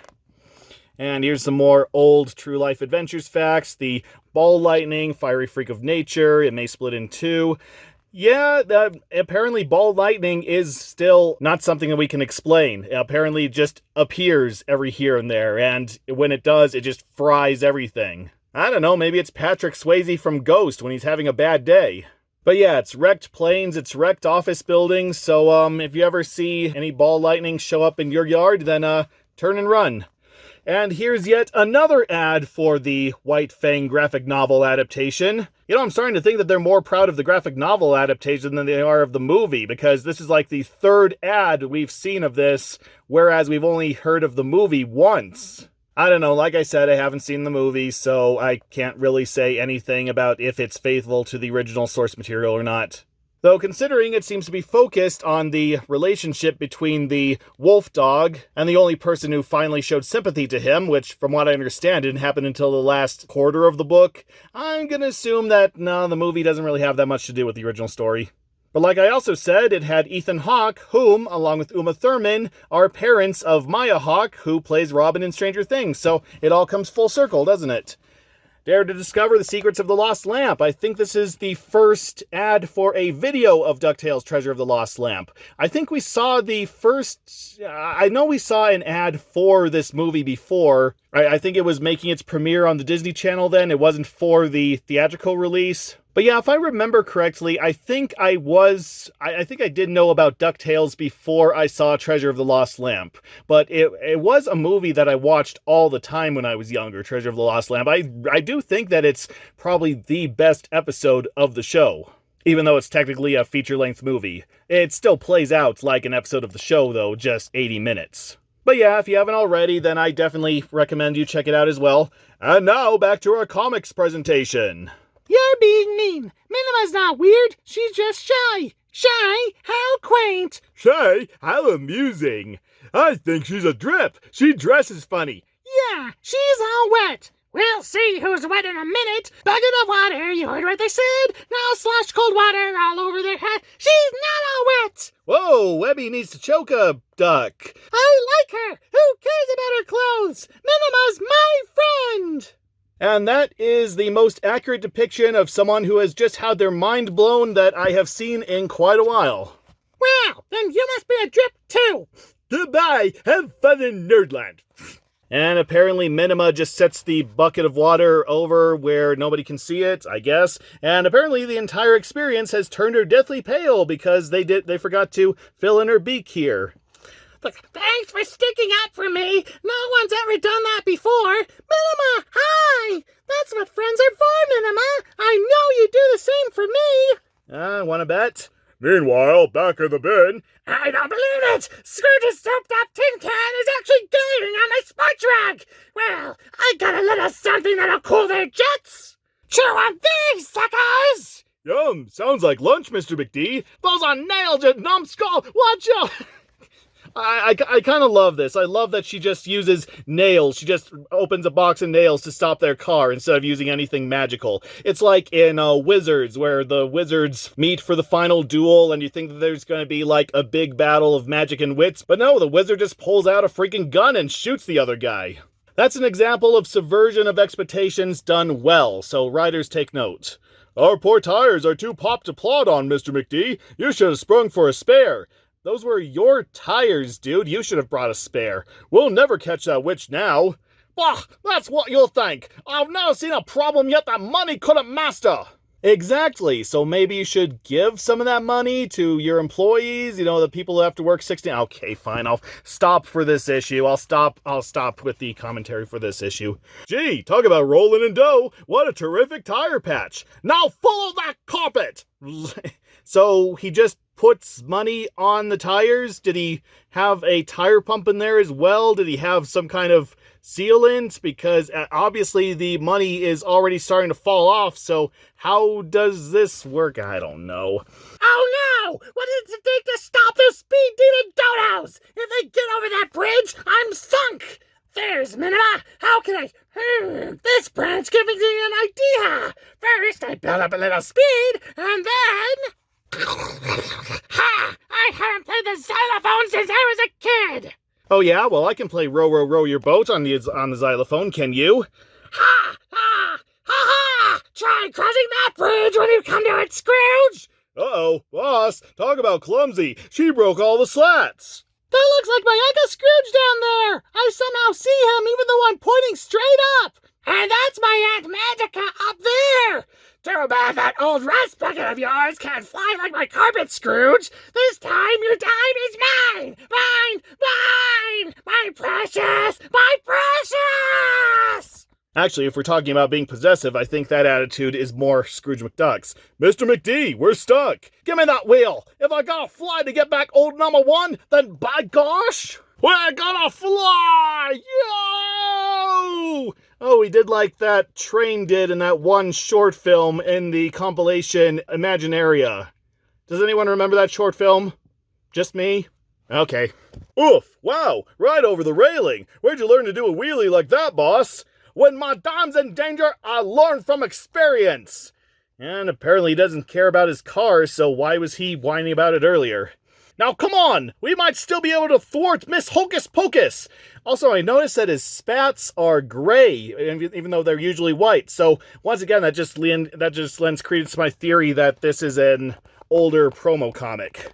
Doesn't anything stop that die-hard Doc? Snap it up, Minima! We've got a cloud to catch! Goodbye, Webby! Bye, Minima! See you tomorrow! Stop! Oh no! They're gone with my dime! They don't have your dime, Uncle Scrooge! I do! See? No you don't, Webby. That Minima girl tricked you. My real number one dime is... Well, how does he know? Oh, wait, yeah, Magica explained it too. But technically you don't know that she had another trick dime, so how do you know that this is not your real... And yeah, of course it is his real dime. Right here! Yahoo! I'd recognize this beauty anywhere! Meanwhile... Honey, there's something I better tell you. Not now.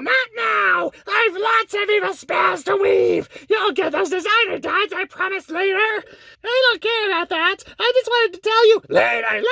Right now, it's nasty time. I've doctored that dime you slipped, Scrooge. When I say my spell, it's set up to gush good. Going so round and shiny too. When I say so, explode and bloop. Not making a joke. I tried to tell you, Auntie. I gave Webby back her dime. I didn't let her get in trouble. We're friends.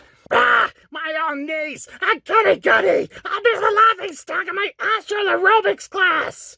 And I was going to make a joke that that's the last we ever see of Minima, but yeah, while she never appeared in another American comic, apparently she was a frequent recurring character in the Italian Donald Duck and Scrooge McDuck comics, because, you know, those Italians, they sure loved their Donald Duck comics. And so, I'm sorry I took your dime without asking first, Uncle Scrooge. I won't ever do it again. Oh, no, you won't, honey, because I'm sending you to a boarding school in Switzerland for the next 20 years. Oh, I mean, so, how was comp today, Abigail? Me and Minima had lots of fun, but tomorrow's gonna be even better. She's got a brand new trick to show me. It's something with a carpet. Gulp! And double gulp. Ba-da-ba-ba-da-ba. And if I'm not mistaken, Minima also inspired an antagonist in the 2017 DuckTales who started out as an antagonist created from Magica somehow. But thanks to that incarnation of Webby, later joined the heroes and became good friends. That's just what I've heard. I haven't actually seen the show. And now here's the main feature of our magazine, Big Adventures, Outer Space! Starring the indomitable Captain Link Hogthrob, oh no, that's something else. Well, technically the Muppets are owned by Disney now, so, Anyway, they're talking about a space shuttle taking off, and according to this issue was published only 30 years after we finally escaped Earth's gravitational pull. Earth is one needy son of a, I tell you. And here's a brief history of outer space. So Jules Verne thought of a story where people were launched to the moon through a giant gun. And according to that old short film, they accidentally hit the moon in the eye, and the moon's never been the same since. And then Jimmy Neutron's dog Goddard, he created some rockets in 1928, fueled by gasoline and liquid oxygen, and that later became space fuel. And in 1947, Chuck Yeager was the first to reach Mach 1 despite being seriously injured the night before. But hey, it's like they say, injuries are fleeting, history is forever. So make sure that your injuries don't make you history. But yeah, Chuck Yeager apparently only recently died in 2020. He was like 97 at the time. So yeah, he had a good long life, and apparently he was also the mind behind Chuck Yeager's Test Pilot, which is considered one of the best flight simulators ever made. So take that, Microsoft Flight Simulator, I guess. And in 1957, the space age began when they launched Sputnik, and as we all know, once the astronauts went up, children only wanted to play with space toys, which is very sad for Woody and co. And then later, the Soviets launched Laika, the Astropup, in Sputnik 2. Laika's successful flight, no, that's not true. So yeah, technically they did get the space shuttle up into space, but it wasn't revealed until much later that the spacecraft didn't have heat shielding, so it literally cooked their dog. So yeah, they successfully launched the life form into space, but it was a couple more years before they found a spacecraft that wouldn't barbecue their astronauts. Or cosmonauts in the Soviet Union's case.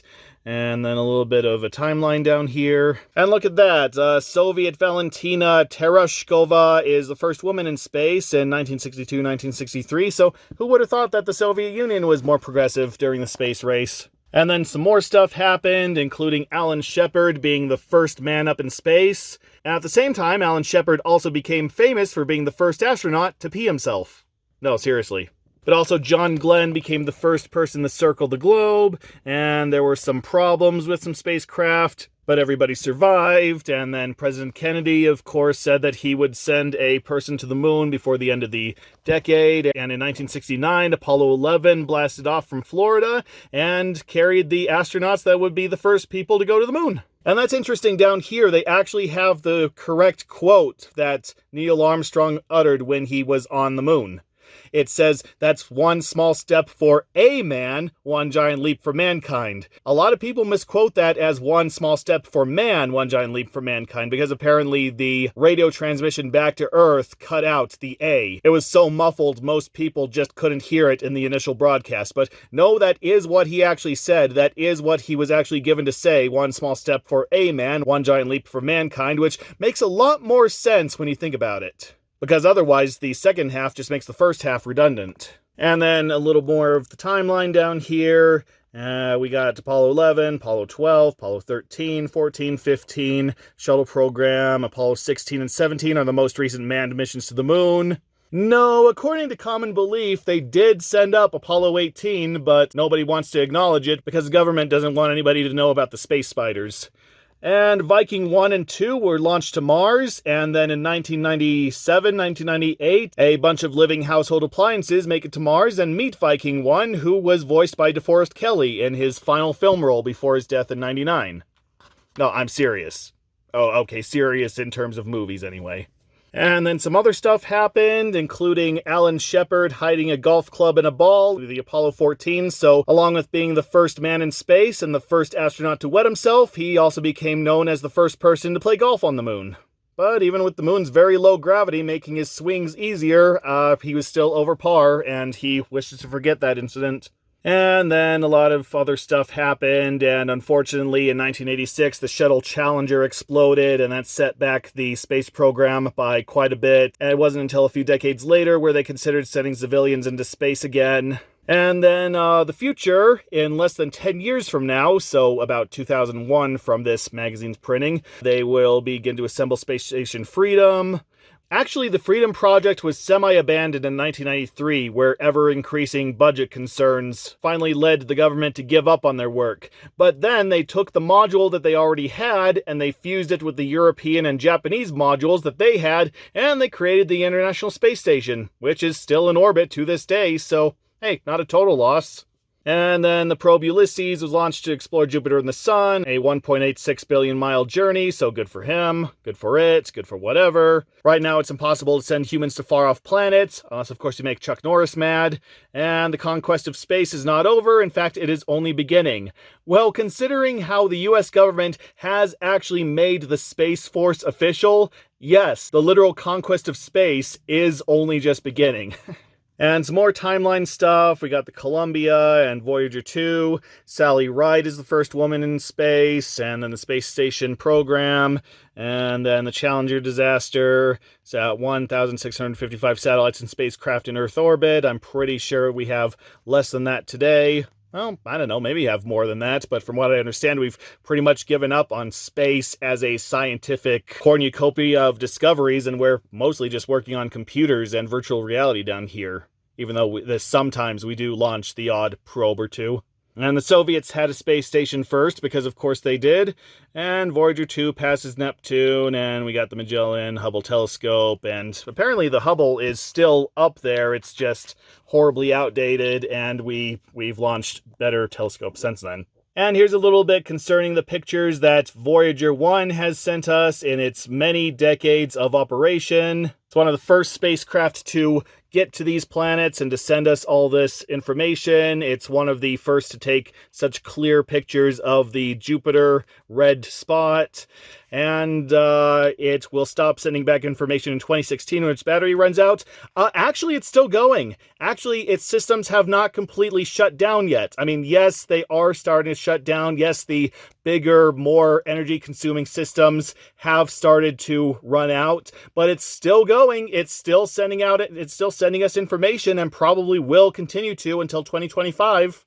In fact, from what I understand, fairly recently, it actually left the solar system, so it's sending back pictures of just the solar system as a group. Unfortunately, they had to reject all those photographs because they weren't perfect. Somebody moved in the shot. But And if I remember correctly, Voyager was technically the villain in Star Trek the Motion Picture. Like, some advanced alien race found Voyager, old and derelict, out in space, and repaired it, and gave it sentience, gave it a big old space station to fly around in, and it approached Earth and tried to turn it into Data because it was trying to learn everything it could about space, but then this one guy decided to join the space station and become a cosmic being with it, and I don't know, I couldn't follow along with Star Trek the Motion Picture, and that's the general consensus of that movie, period. Thankfully, the other 5 original Star Trek movies are a lot better. And here's some pictures that Voyager has sent us over the years. So we got Titania from Uranus, and the upper atmosphere cloud of Uranus, and Saturn, and Neptune's upper atmosphere is warmer than Uranus's. I don't think it's warmer than my Uranus's, though. Also, wrong, this is completely mistaken. I remember my Gemini home entertainment tapes from back in the day. I remember that Neptune was swallowed up by the Iris, which is a giant unknown eldritch horror being that's going to come to Earth and swallow the population as soon as we have all succumbed to deep root disease. Seriously, get your facts together, Disney Adventures. What do you think you're trying to be? Not entertaining? And here's some space stuff. See, it even says space stuff. In the future, perhaps everyone will be able to enjoy the adventures of space travel. Only if you have like $20 million and nothing better to do. You know, like give your employees something to... Okay, I said I'd stop with that for this issue. Let's see, and there's some TV shows. Star Trek, Next Generation, Lost in Space, My Favorite Martian. What, no love for dark matter? No, that's fine. Nobody loves that show. 2001, A Space Odyssey, Space Camp, E.T., The Right Stuff, Star Wars, Empire Strikes Back, Return of the Jedi. Thankfully, this was before the Lost in Space movie was a thing, which completely ruined space for everyone. And then there's some books you can read, which I'm sure are completely in date in this day and age. And here's another subscription card, this time featuring Alyssa Milano, again in a pose taken straight from her issue from a couple issues ago. And so if you really don't want Alyssa Milano in your magazine, then you can tear this out and no more Alyssa Milano. And here's another one of those Bo Jackson Reed ads that I think have we seen this once or twice before? I don't know. Bo knows the old man on the sea. Actually, I'd be very surprised if he actually has read that book. Though, like I said, entertainers are much smarter than we give them credit for, so who knows? Maybe he's a huge Hemingway fan. Who knows? And look at that, we're already at our next comic in Chip and Dale, Things That Go Bump in the Night. Things that go bump in the night are usually followed by a lot of swearing and rubbing of the shin. What a terrible tragedy! Rescue Rangers headquarters blown to smithereens during the night! And not one survivor! All of them gone! I feel like this is the intro to a Twilight Zone episode. Picture, if you will, the Rescue Rangers headquarters, gone, blown to smithereens. Yes, this is the far-off future. But is it really? This is just one of many futures in the Twilight Zone. No, it can't be! Headquarters! Blown up! No survivors! Goodness, Dale's having a nightmare! Yeah, it's 17,000 decibels too! Gadget, you're alive! Dale, you are having a nightmare! So his bed is just in the middle of Rescue Rangers headquarters? Like, I've never gotten that. I've seen a lot of shows and comics and such where somebody's bed is just right in the middle of the room. Like, if you're gonna have a bed where you work, wouldn't you logically at least have it up against the wall? You know, makes it harder to fall out of bed? Yeah, but I'm not a super smart Rescue Ranger, so what do I know? Maybe it was whatchamacallit, pre-demolition? That's premonition. It's where you see something first in your head, and then it happens. Explosions! Phooey! He didn't tell you anything about the dream yet, so you must be having a premonition, Chip. Explosions? So you heard that the big bad bang is set for tonight, eh? Don't you start with the bang bang stuff too, Monterey! Bang, bang the wall, shall I leave you alone? I bang with the gong, I don't want you no more. I think that's how the lyrics go. I don't know, Bang Bang Mystery Man. What are you guys talking about? I just saw Fat Cat drop off a big crate of TNT to Sewer Al and heard that they're gonna blow up something tonight, but I don't know what. Good thing I had that pre-demolition. Quick, pack your bags and let's evacuate. Okay, but no daydreaming on duty. We gotta find out what the target is. We'll all go to the city together, then split up and begin our search. And that is not the regular Rescue Rangers aircraft. That actually looks like it looks like a model of an aircraft, but it looks a lot more like an aircraft than the shampoo bottle and balloon that they use for their regular flying vehicle. I don't know, is this another precursor? Is this another proto-comic? Looking at the art, it actually looks a lot flatter than usual. It actually looks, I don't know, there's less dimension, less shading. The colors look a lot more smeared on. I don't know. Maybe they're just running out of comics that they printed in other media for their Disney adventures, and this and the DuckTales are like the last ones they could find to print in their magazines before they have to start making new material. I don't know, I'm just guessing. If you and Dale find out anything, Jack, call us on the walkie-talkie. Okay, I'm assuming that's Dale. There's Slimy Sal, the stoolie. I'll get him to tell us what Fat Cat is planning to blow up. Monterey Jack and I can interrogate him. It always helps to undo your seatbelt first. Oh hey, this aircraft actually has seatbelts. Unlike their regular flying craft, which as we saw in the last issue, somebody can just fall out of at a moment's notice and get blamed by their partners, even though it's obvious that would have happened sooner or later. Now let me down, mates. Watch him carefully, Jack. He needs all the help he can get. Poor Dale. Oh, wait a minute. Did you seriously just drop him? Did the plane seriously just drop Dale on the ground? No parachute, no whatsoever? And Dale is still a part of this team Y? And here's Fat Cat. Actually, that's kind of... Oh, no, he's normal later. I guess it's just the shading. Gadget, there's Fat Cat now. Come on, let's get to the bottom of this. You drive a hard bargain, Sewer Al. Derailing trains is a high-ticket item. All right. You wanted an original first edition of Cooking with Oat Bran. You got it. Since when do alligators eat oats? Now your part of the deal is to derail the Cheese Express. Did he say cheese? Shush! Just imagine the chaos caused when 2 tons of brie and camembert land on the street below. The rodent population will go crazy. Actually, that sounds delicious. I think I'll join in on the madness. Also, Fat Cat's tail there does not look like it's where a tail is supposed to be. It looks like it's coming out of, During the cheese frenzy that follows, I will personally lead my troops to loot and pillage our fair town. Needless to say, this is a boyhood dream come true. Shouldn't you say, like, kittenhood dream come true? Whatever. After they set the charge, we'll pull the fuse. Look, there's Dale and Jack. I bet they have the same idea. Yeah, but they're doing it too soon. Well, wait a minute. What happened to the rats from the other page? Weren't they going to go talk to him? I don't know. Maybe they saw Fat Cat first. Also, Sewer Al, I think they called him. Yeah, he's already noticed them. So, yeah, cover blown. Plan all wiped out. Uh-oh, Al spotted us. Here's more bad news. The train is coming. Tisk tisk, don't you know it's dangerous being around TNT? Especially when it's about to blow! This place is about to blow! Blow! We better warn the train! Oh, yeah, you have plenty of time to warn the train. Yeah, just like I say. Moments later... Man, that was some big bang! And the train has actually derailed. I'm wondering if this was a manned train or a mechanical train, because if the former, then, this is probably the highest body count for a Disney comic so far in these issues. Cheese! Must have cheese! No, Jack, we need you! Cheese! Cheese, and it's free! Fat Cat's plan is working great! It's a regular free-for-all! We've got to stop him before things get really out of hand! Dibs on the camembert! Get out, this is mine! Here, take that!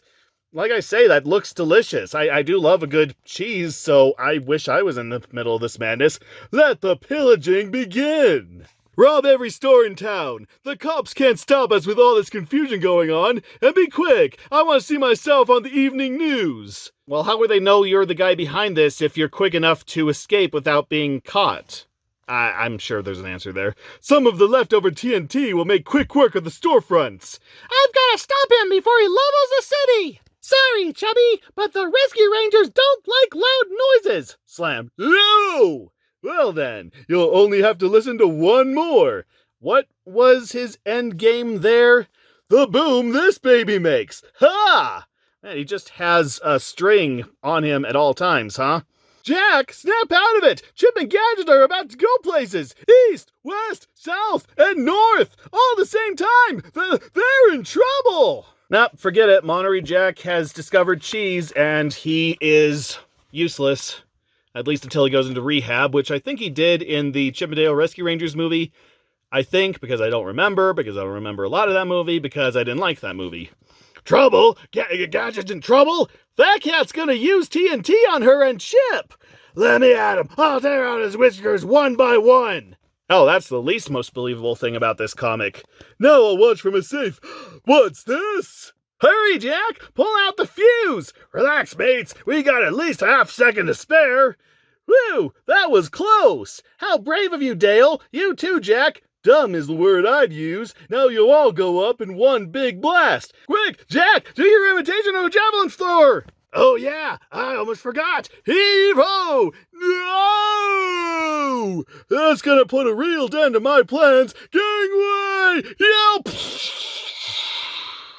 And, he's dead, right? Like, all that dynamite, there is no way he could have gotten out of the radius in time.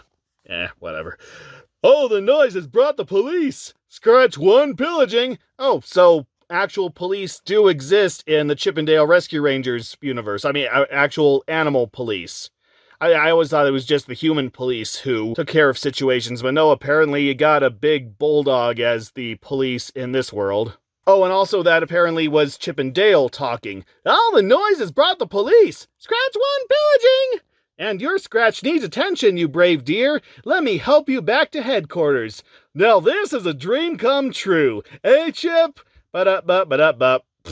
You know, apparently, Chip's design in this was based on Indiana Jones, and Dale's design in this was based on Tom Selleck and Magnum P.I., so honestly, I could see those clashing personalities actually acting like this in this comic. I definitely could see Indiana Jones giving Magnum P.I. that look, and Magnum P.I. just being so happy about his situation. So at least these comics know their personalities. At least these comics understand how to convey humor and character dynamics. And then here's another ad for the U.S. Olympic Festival of '91. So if you want to see them, then go to LA and remember to bring your time machines. And here's a little feature about tricks of light. Nature performs tricks with mirages. And I don't really have that much to say about this section. It's just mirages. So when a warm ground meets cool air, then a mirror image is created and you get to see things that aren't technically there. You usually get to see mirror duplicates of something on the ground, and it's also in the air. So sometimes you see islands that aren't there, and trees that aren't there, mountains that aren't there. You don't actually get to see an oasis with fresh water like they show in the cartoons. Well, I mean, if you've been wandering the desert for like days in 110-degree heat and you're completely dehydrated, then yeah, you'd probably see something like that, but I'd attribute that more to the delusions of a dying mind than a natural mirage. You know, speaking of Mirage, whatever happened to Mirage from The Incredibles, the first Incredibles movie? She was, like, abandoned by Syndrome, and she helped the Incredibles get off the secret island and go stop the Omnidroid, and then she disappears. Like, what happens afterwards? Is she arrested? Did she get recruited by the government to track down other supervillains? Did she take over Syndrome's operations? I don't know, but honestly, that sounds like a much better idea for Incredibles 2 than what we got. I actually have a lot to say about The Incredibles 2, but for the sake of relevance, I'm not going to. And here's our fast facts, our pages of fast facts. The elevator never sleeps. The average elevator travels about 10,000 miles a year. Oh, when I went to business college, I'd say that elevator traveled at least double that. I mean, the elevator was so packed most of the time that I always had to take the stairs. And my classes were on like the 6th and 7th floors, so I definitely got a workout while I was in college. Something I really miss about my current situation. But yeah, in the really tall buildings, their elevators go about 35,000 miles a year, which, yeah, I would say is more accurate to how much the elevators were used at my college. So it's like going around the Earth about 1.5 times. Literally, in the case of Willy Wonka's glass elevator. And then Jumbo Jupiter. Jupiter is one big planet. A day lasts about 9 hours, but it takes 12 years to orbit the sun. And there's a great big red spot on Jupiter's surface, and it's probably been a storm that's been whirling for at least 700 years, even though nobody's really confirmed it until the early 19th century, from what I understand. But yeah, Jupiter really is one big great planet. Maybe we should make a TV show out of it. Call it Jupiter's Legacy. Oh no, wait, that name's been taken. Skin deep and heavy. When you imagine all the different organs in your body, which do you think is the heaviest? Well, in my case, it's most definitely the stomach. It's your skin. And if you want to know how heavy your skin is, divide your body weight by 16. For example, your skin, if you weigh 80 pounds, your skin weighs about 5 pounds. Oh God, well in that case, my skin weighs like 20 pounds. No wonder I'm so winded after even a light jog. I really need to get that Planet Fitness membership.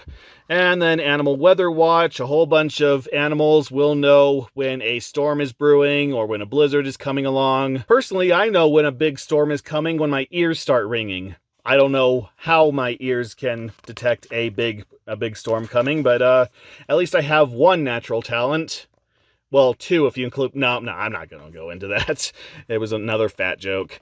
The Dremel 750 Mini Mite is the latest version of an old standby motor tool. Carves wood and plastic models, so that's the latest wood carving tool if you're really into wood carving. I'm sure they have better stuff nowadays, but if you find yourself trapped in 1991, well, that's what 1991 recommends you get.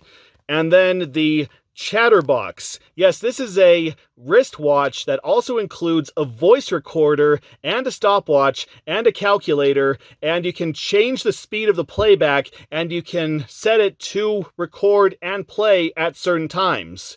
Now, this is something I was really interested in, actually. This is something that seems incredibly novel for 1991, like it's something from Dick Tracy, except from what I understand, his watch had a TV screen in it. And yeah, it cost $50, which is like $125 today, but... Oh, and also has FM radio. Good grief. Is there anything this wristwatch doesn't have? Kind of reminds me of the watch from Spy Kids 2. You know, they just cram-packed that thing with so much stuff that it couldn't tell time. They forgot to put a watch in, and it was just so crowded they couldn't. But yeah, this was something I was actually really interested in. I was really wondering how popular this was, so I did look it up. I can't find it. I can barely find any evidence that this ever existed. All I could find was like some patent information that, yes, this was invented, and yes, this was marketed. But besides that, I can't find a single article, a single picture, a single eBay listing, so I don't know, maybe this really did never exist. Maybe it was like only test marketed in very select places, and afterwards it just disappeared. It never actually went public.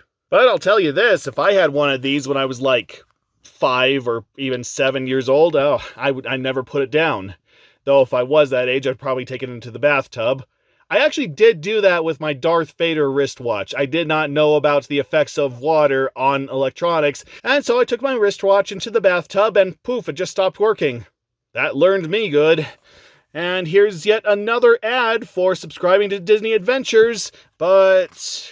no, they didn't give us another card with this, and oh, here we go. Here we go. Yes, video game reviews. All right. I'm an absolute sucker for retro game reviews. I love reading. I love hearing about how people back then thought about retro games compared to what we think of them now. Of course, even back then, most of the reviews you don't know if you could trust because, well, these were professional reviewers for professional magazines reviewing these things, and they couldn't always give a fair opinion. They usually had to give the opinion that the magazine wanted them to give. So they could say if a game was good or bad, but they couldn't be as harsh or as generous as they wanted to be. And look at me saying this like this is still not a problem we have today. But yeah, I love reading these video game reviews when these video games were first released and, you know, they didn't have like the Xbox 360 to compare them to. So we only have 2 of them, but look at that, we actually have some console games. Yes, technically the last issue, those were also on console, but they were primarily computer games. They were primarily made for the computers of the time. These are specifically for consoles. So first up, we have Michael Jackson's Moonwalker, the Genesis version, of course, because the arcade version and the home computer versions are completely different. The arcade version is like this isometric top-down beat-em-up that like 4 people can play simultaneously. And then the home computer version is a collection of mini-games. Whereas the Genesis version, which is the most well-known version, is a side-scrolling beat-em-up where you're controlling Michael Jackson as a smooth criminal and you just kind of walk left and walk right, go upstairs and beat people up. And it is enormously... Okay, let's read the review before I give more of my opinion on it. In Moonwalker, the player helps Michael rescue the children of Earth with the video game version of the bad, smooth criminal Billie Jean and Another Part of Me music videos. And yes, in the prototype, there did exist the Thriller music, but for one reason or another, it was never implemented, even though it would have fit perfectly in with the graveyard scene, so who knows. The game has 5 different stages that combine the realism of Michael Jackson's dance moves and personality with the fantasy and adventure of his music videos. Surprisingly, yes, surprisingly the game does have a lot of personality. It actually has some of the best graphics, some of the smoothest animations ever seen on the system at that time. So yeah, clearly the entire team was really excited about this game. I don't know if they had fun making it, but clearly some passion does show in it. Tip, try to catch shooting stars that may appear throughout the game, and always check behind closed doors and windows for missing children. From what I understand, the only obvious shooting star in this game is like right at the end, right before the final level, which turns into like a spaceship shooting game.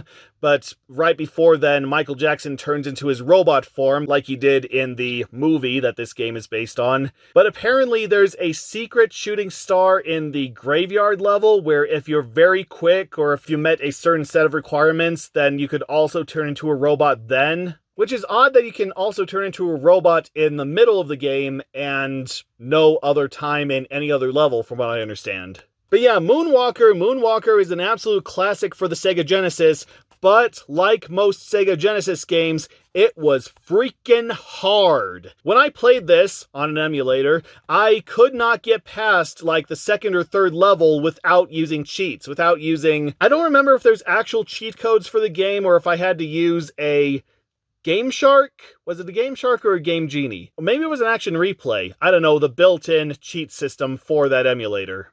But yeah, I technically did beat the game, but I had a lot of cheating help. But yeah, it's fun. It's fun if you just want some Michael Jackson action. I know that can be taken a completely different way nowadays, but let's not think about that, okay? Let's let Sleeping Michael Jackson's lie, okay? Oh god, that came out even worse. Let's just ignore the controversy and focus on how cool his image and his music was back then, okay? Okay, moving on. Oh, yeah, the next review is about Little Nemo the Dream Master. This is that ad that they constantly show in these issues, so yeah, they might as well actually talk about the game. Follow the adventures of Little Nemo as he visits the castle of the lonely princess in Slumberland and discovers that the king has been kidnapped. You and Little Nemo will explore 8 lands within Dreamworld, meet new friends, and save the king. Tip: in this game, the hermit, crab, gorilla, hornet, frog, lizard, and mole are Nemo's friends. These creatures will help Nemo in exchange for candy. Yeah, you can actually tell what animals will be your allies in that game because they have big, innocent eyes, and they don't really move around. Most of the enemies in the game move around, like in typical Goomba fashion, but the allies, they usually stand in one place, sometimes move left and right, but if you just see a regular animal just sitting around, then you can throw candy at them, and then you can ride them or wear them as an animal suit, or whatever other talents they have. Whereas if you throw candy at most other enemies, it stuns them, or just goes through them.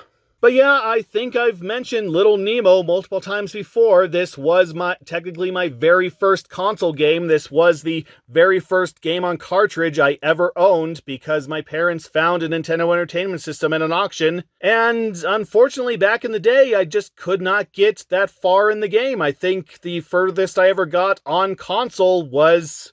well, it was level 4, the Toy Factory, which this screenshot is a perfect indicator of where I just rage quit, of where I could not get past, because you're riding on this train. It's one of those rail levels, which nobody likes on rails levels.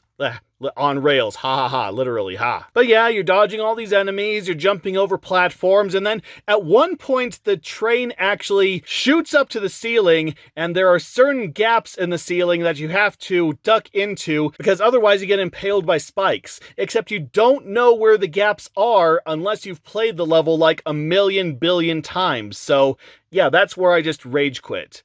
And I'm trying to remember if there was a continue option for the game. I'm trying to remember if once you got a game over, you had to start over, or if you could select continue on the main menu if you lost all your lives.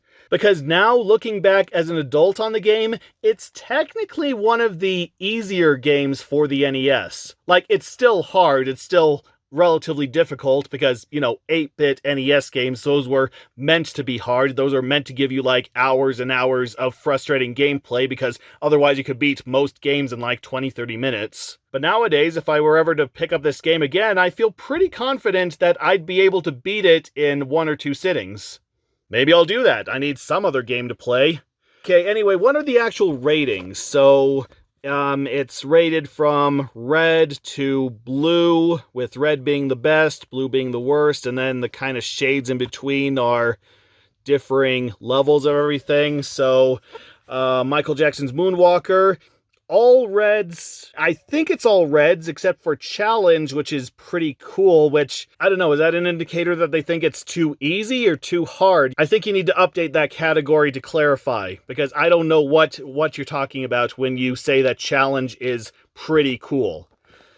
The others I think are red, I think are excellent, so this game got high marks, but I don't know, that's one of the problems of printing solid colors in a magazine like this. Sometimes the lighting or the coloring just gets mixed up and you can't tell red from orange. Heck, a lot of people in real life can't tell red from orange. I can, but... And obviously they didn't play Little Nemo the Dream Master because they just went with the safe orange for everything. Yeah, that's always a good indicator if the reviewer hasn't actually played a game or doesn't have that much to say about it, or is just trying to please the sponsors. Because if everything is just like 7s, I think like 7 is technically an average score for a game. So if everything is just 7s, then they obviously didn't really care about the game and just wanted to get on to the next one.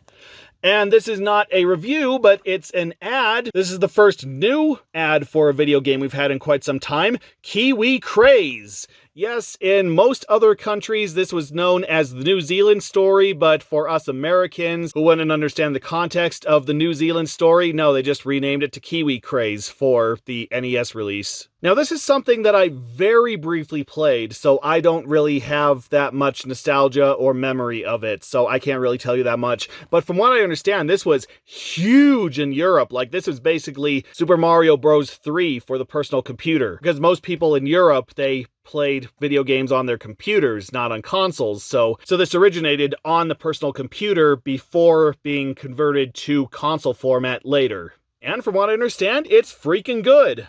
Like I say, I haven't played it, but you're a little Kiwi trying to save his other Kiwi friends, and you have to go through some weirdo levels and fight some weirdo bosses. It just has that weird Taito charm. Taito is just known for its weird games. Like, even when it's trying to be serious, well, it's still a Japanese video game company, so...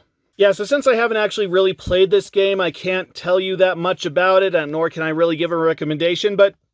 again, maybe I'll just have to put this on my list. I'll play it right after I play the Little Nemo. Why not? Also, for some reason, the Kiwi on the cover is wearing underwear, which I don't think he does in the game. He wears shoes for some odd reason, but nah, he is completely devoid of shorts. Can you even get pants on a bird? They don't exactly have a butt for the pants to hold on to. And here's yet another ad for the Disney comics. You've seen this multiple times. And look at that, it's our next comic already. For Disney's Tailspin, congratulations! You have just won! So where does our adventure take us this time? Okay, there's Baloo. Dang, but I almost had it, Kit. Just one number off. Guess I'm getting close to winning the big prize any day now. You're coming close to buying the big prize, you mean? You don't win on games like that, Baloo. Yeah, well, somebody does. Gambling in a children's comic. I'd be more surprised, but this is a show that loves its realistic guns and gunfights, so that just seems quaint by comparison. Ms. Cunningham! I won! I'm going to the Bermuda Islands with 1,000 Bermuda bucks spending money! Well, I hope you don't go through the Bermuda Triangle, or Baloo's gonna be stuck running your business again. See? It says right here I've been selected to win a big prize! Now, Rebecca, nobody wins in these things. There's gotta be a catch. Yeah, how do you know you didn't win the luggage or the free roll of black and white film? Well, I mean, I might take the luggage, but I don't know what I'd do with the black and white film. Of course, I don't think anybody back then would know what to do with black and white film, because even for 1991, that was passé. Nope, I just won the trip. I just have to listen to a little sales talk for some timeshare condos before I can take it. Wasn't this the plot of a Family Guy episode? Like they had to attend a timeshare convention and listen to someone talk and then they could claim their own boat? Except, of course, Peter was an idiot and he traded in the boat for 2 tickets to a bad comedy club because, well, he's Peter. At least he was still funny in those early episodes. Hey, I can do that. In fact, I'll listen so good, they'll give me 2 trips. Well, you already always sound like you're on a trip, Baloo. Aren't they beautiful? Sure, if you like living in a fancy sardine can. How nice of you to come. I see you're all ready for your free trip.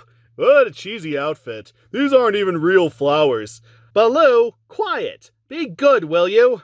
And for the ridiculously low price of $20,000, you can own this apartment for 2 weeks a year. Live in this dump for 2 weeks? Lady, I wouldn't give it 2 minutes. It doesn't even have the bare necessities. Yeah, I know I always use that joke for these comics, but that's pretty much the only joke tied to Baloo, so... Baloo, shut up! You're embarrassing me! You listen for both of us, Rebecca. I'm gonna take a little snooze. This junk puts me into deep hibernation. And that ends my talk. Is there anyone who did not win a trip who would like to go? Baloo, wake up! Well, I'm not usually on Rebecca's side here, but yeah, Baloo, you are freaking rude in this comic. If you don't want to listen, then excuse yourself. Don't start snoring in the middle of the presentation. That's my job. Anyway, now Baloo, here's the number of my hotel. I want you to call me every day while I'm gone. It's not fair that you get to go to Bermuda and I don't. I mean, I listened to most of what you said, I think. Where do you want me to put Ms. Cunningham's phone number, Baloo? In the trash. We can get along just fine without any help from Ms. Cunningham, thank you. Oh really? Is that how you still own Baloo's air deliveries? That the bank foreclosed on and sold to Rebecca, who turned it into hire for hire? Whom you now rely on for your monthly paycheck? Yeah, if you still have that attitude, you definitely have it covered, yeah. Why, I got more business sense in my little finger than Becky has in her entire body. Do bears even have a little finger? I don't know, I've never actually checked. I always assumed that bear fingers, or bear digits, I should say, were all relatively the same size. Baloo, the phone is ringing. I knew that. Hire for hire. This is Head Honcho Baloo speaking. Tomorrow, no problem. Don't we have a full day tomorrow? Heck, little britches, we'll worry about that when tomorrow comes. Oh, he's a bear after my own heart. Tomorrow comes. Baloo, we were supposed to pick up some people 3 hours ago. Don't look so worried, little britches. I'll have these chickens out of here in a jiffy. Chickens can fly, can't they? They seem to be dropping like bowling balls. If that don't beat all, Becky's having fun at the beach, and I'm here serving up chicken pancakes. So... yeah, he has just thrown an entire cargo load of chickens, live chickens, out of his plane to their deaths. Kids comic, this is appropriate for a kids comic. Rebecca isn't quite having fun yet. Are you sure this is the same hotel that was in the pictures, Mom? Yes, dear, it's just, older, and smaller, and tackier. And lots dirtier. Excuse me, sir, but where's the beach? It's 10 miles that way. Well, suddenly this is becoming that Garfield TV special where John tries to book a discount vacation and everything that can go wrong does go wrong, including having to drive his car into a volcano. Don't cry, Molly. The hotel manager will straighten this all out. I want my money back. Where's the beach? Where's the free tennis courts? Where's my luggage? You can't have your money back if you had a free trip. The bus to the beach is in the shop for repairs, and the tennis court is in the alley. Well, what do you expect for getting a free vacation by just listening to some timeshare presentations? But I can give you all an extra 500 Bermuda bucks. I want to go to the beach. Also, the manager is a pig. Let's have a big lunch, and then we'll get a taxi with all this money we've got. Oh, boy! Can I have a sundae and an ice cream soda and some cake? And apparently she got her sundae and an ice cream soda and some cake because she says, I don't feel so good. That will be $80, madam. Here you go, 100 Bermuda bucks. You can keep the change. I'm sorry, madam, but these are worthless except in the gift shop, which is closed permanently. What? All of a sudden, I don't feel so good. I'm sorry, I'm actually enjoying watching Rebecca get beat down. I know I shouldn't, especially since she's already stressed with Baloo always letting her down, but just after her attitude in the last couple comics we've had to read, yeah, I'm enjoying this. Mom, look! You think someone did that on purpose? Oh boy, I'm here watching my vacation go up in flames, and I bet Baloo is having a grand old time. So apparently that's the hotel, so honestly, that just gives you an excuse to go find a better hotel. Like a Motel 6. Anything would be better than that. Miss Cunningham's gonna be awfully angry that you blew all that work she lined up. Oh, forget work, Kitster, and let's get down to serious business. With Becky gone, we can eat anything we want. Have some fried bologna. I'll pass. I'm still digesting the peanut butter and popcorn sandwich. Once again, a bear after my own heart. She might be eating in one of those fancy joints with little umbrellas in her drink, but who am I fooling? I miss Rebecca. The Stockholm Syndrome has finally set in. Baloo, look out! Oh, Becky's just gonna kill me. Ring, ring. Hire for hire aviation company and firefighters. Flying chickens and feathers everywhere! I demand it's for you! We're not home. 4 chickens went right through my roof. Congratulations, that's a new record. You're the one that peppered the city with chickens? Is this a hobby, or do you do this for a living? Look this way, I need to get a photo. Will somebody hand him a chicken to hold? Well, hey, good advertising. Bad advertising. Any advertising. No pictures and no interviews. Everybody out. Kit, take that dad blame phone off the hook. It's driving me crazy. Well, you're driving everyone else crazy, dude.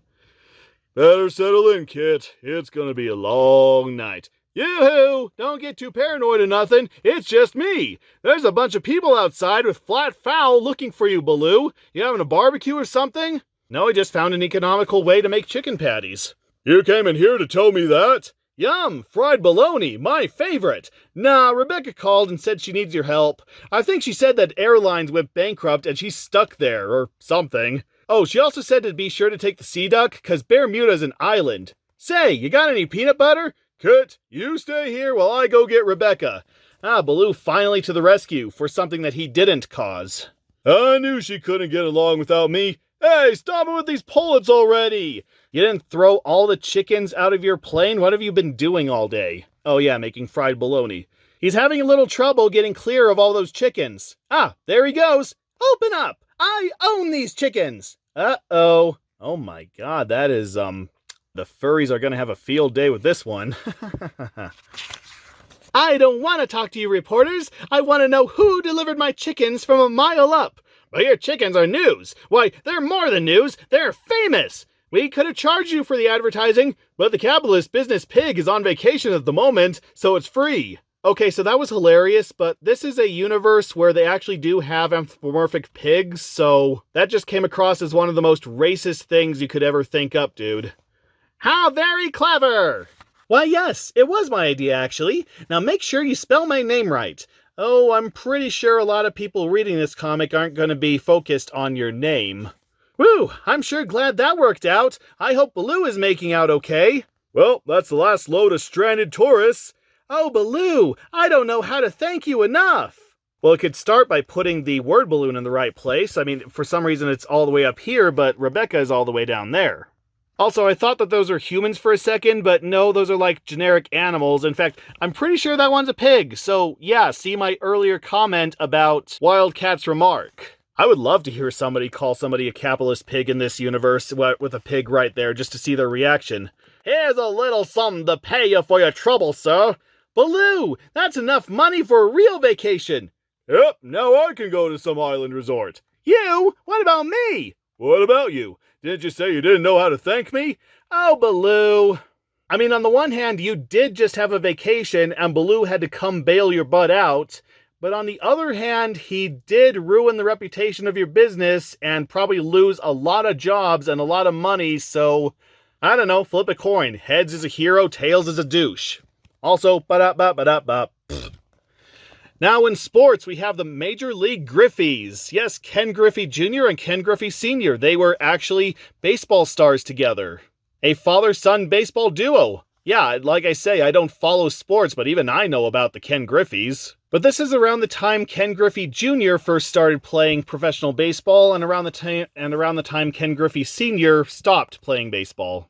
I mean, there's a 20-year gap. I'm surprised that Ken Griffey Sr. was still playing baseball at his age. You know, where most sports stars retire at like 30 because they just can't put up with any more strain on their bodies from playing professional sports. But yeah, for a brief time, Ken Griffey Sr. and Ken Griffey Jr. played on the same team, and they were just unstoppable. They were a father-son miracle together.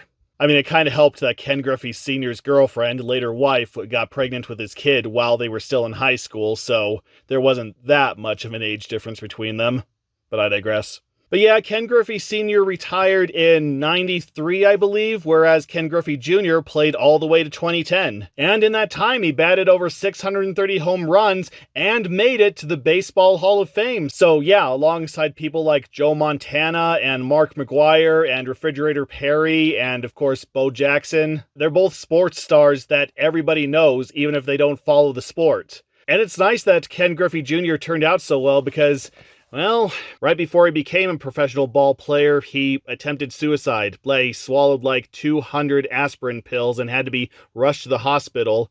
Apparently, he had a very bad relationship with his father, and he was just under way too much stress, both at home and at work. So he tried to take his own life, and thankfully, he was saved just in time, and the reconciliation he had with his father finally gave them a good family relationship and a wonderful teammateship.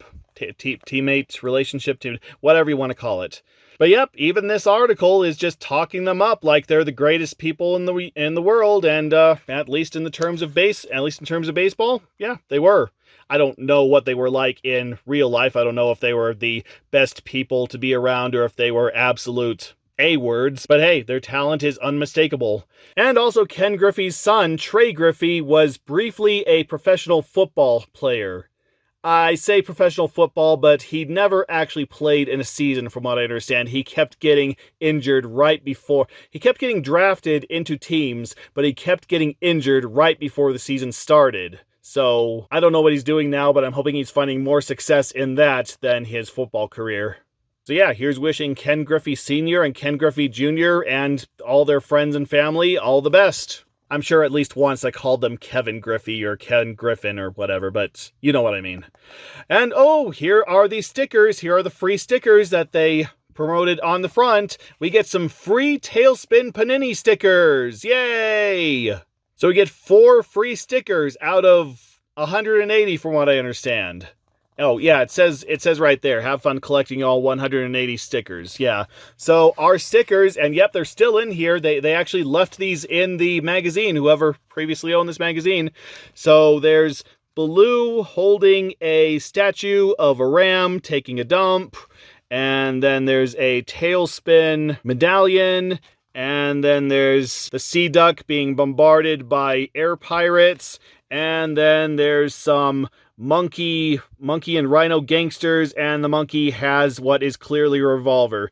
I don't know, was that ever a thing? Was that ever a controversial thing for the show? Like, did Very Angry Parents ever picket the show saying that it was promoting gun violence and such? I don't know, I never found any articles about that. But I am surprised that they were able to just take these realistic guns and just shove them into the characters' faces. Like, even though they were the bad guys, of course, but that's just something that was controversial for the time and especially now.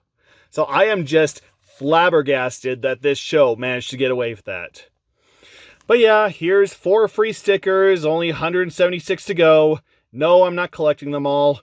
Though if you do decide to collect them all, apparently you can still get packs on eBay for a decent price, so if you ever decide to get a whole bunch of unopened packs and create your own collection of 180 stickers, you can sell them for about $50, which doesn't sound that much, but compared to a bunch of other different cards, compared to a lot of other different card collections for full sets, it's practically a fortune in comparison. And yeah, here's another ad for Tailspin Panini stickers. Maybe you can go to the thrift store and find the collectible stickers album, and maybe the previous owner has put all the stickers in the album. So you never know. You never know what you can find secondhand. And here's that ad for Shipwrecked that we've already seen. I still haven't seen the movie.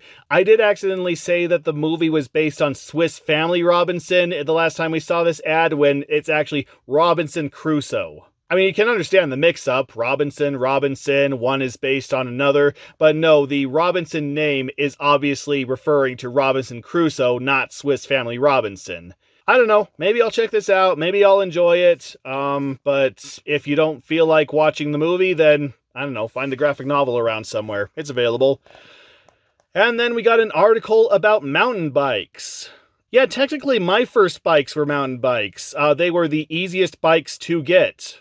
My dad had a racer bike, and he was much more of a biker than I was. But yeah, considering that my neighborhood was at the top of a hill and the town was at the bottom, like a mile at the bottom, a mountain bike really made it easier to get up and down that hill and to get my groceries and go to school and see a movie every once in a while. Sometimes I miss the freedom that my childhood allowed me. I mean, I still have freedom now, but things were just so much simpler during a certain time. You know what I mean? It's probably just rose-tinted glasses. But yeah, as they're saying here, in the 50s, they only had racers, and they only had American bikes, and the American bikes eventually got retired, and then they kind of made something that was in between, and they made the mountain bikes, and now everybody who wants to ride their bikes on rough, rocky mountain terrain, well, there you go. I actually crashed several of my bikes. I think I had like 3 or 4 different bikes, and I smashed all but the ladder. I think the ladder I just stopped riding cold turkey, and it eventually was given to one of my siblings. But yeah, if you're one of those mountain sports people, or like me, you had a house in a neighborhood at the top of a hill, then go get a mountain bike. Or, you know, take a bus, or take an Uber, or drive your own car, or heck, walk. Why not just walk? It gives you a little bit of exercise. Why not? And here's some sports gear you can get. The Wind Wand is a 40-foot long, 4-inch wide streamer attached to a 12-foot pole. Isn't that like a staple in Chinese dances? So I don't think they actually invented that. And then a baseball catchy. It's that thing. No. What is that thing? No, I'm not even...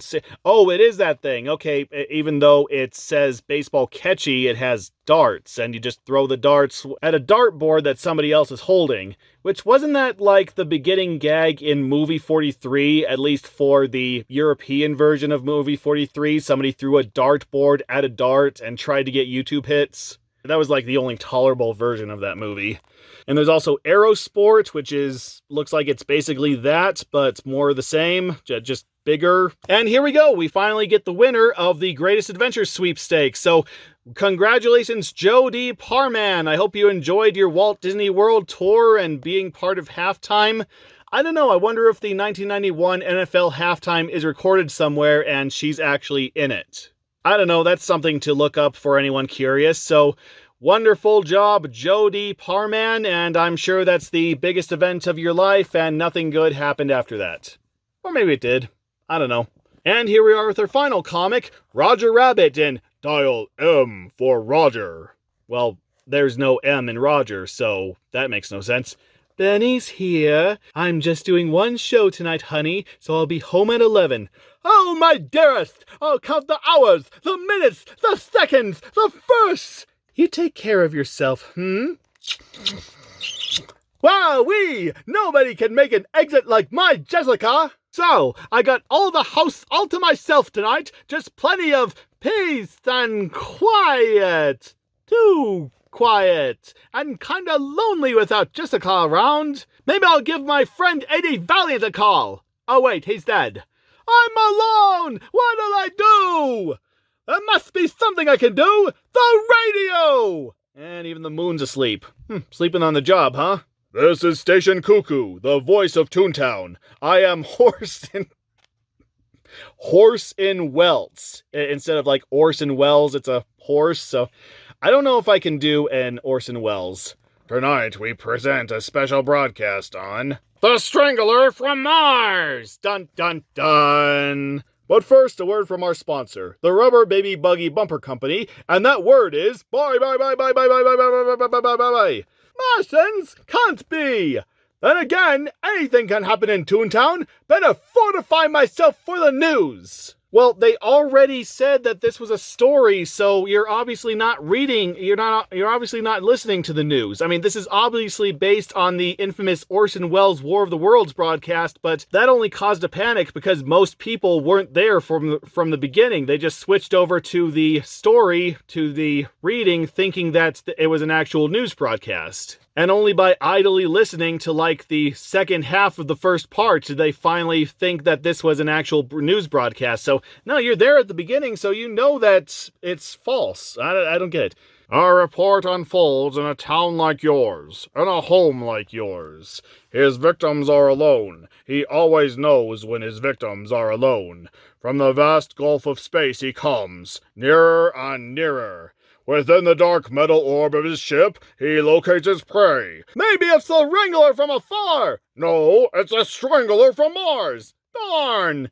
This is silly! I still don't believe it! And then the Strangler knocks on the victim's door. Knock 3 times. Da da da da da da. Oh yeah, knock 3 times. Dun dun dun. I do believe! I do! Oh please, let it be a nice neighboring fiend from another world! Hello, telegram for Roger Ooh, nobody's here!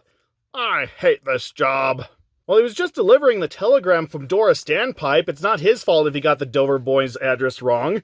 This Martian can turn invisible and has 100 tentacles. Tentacles! How come I can't get throttled by 2 hands like a normal person? Well, isn't that what Eddie Valiant? No, that's what Judge Dredd did to you. Of course, technically, he wasn't a normal person. That's the trouble with Martians! They're always invading! Just once you'd think they'd wait for an invitation! And soon after... Now what? The Martian can change its shape until it looks like an Earthling. Oh boy! That's awful! Now the Strangler could look like anybody! Even... The creature can turn into someone you know, even someone you love. By the time you penetrate the Martian's disguise, it will be too late. He will raise his synthetic hand and knock on your door again. Oh, not a sound, not a peep, not a knock.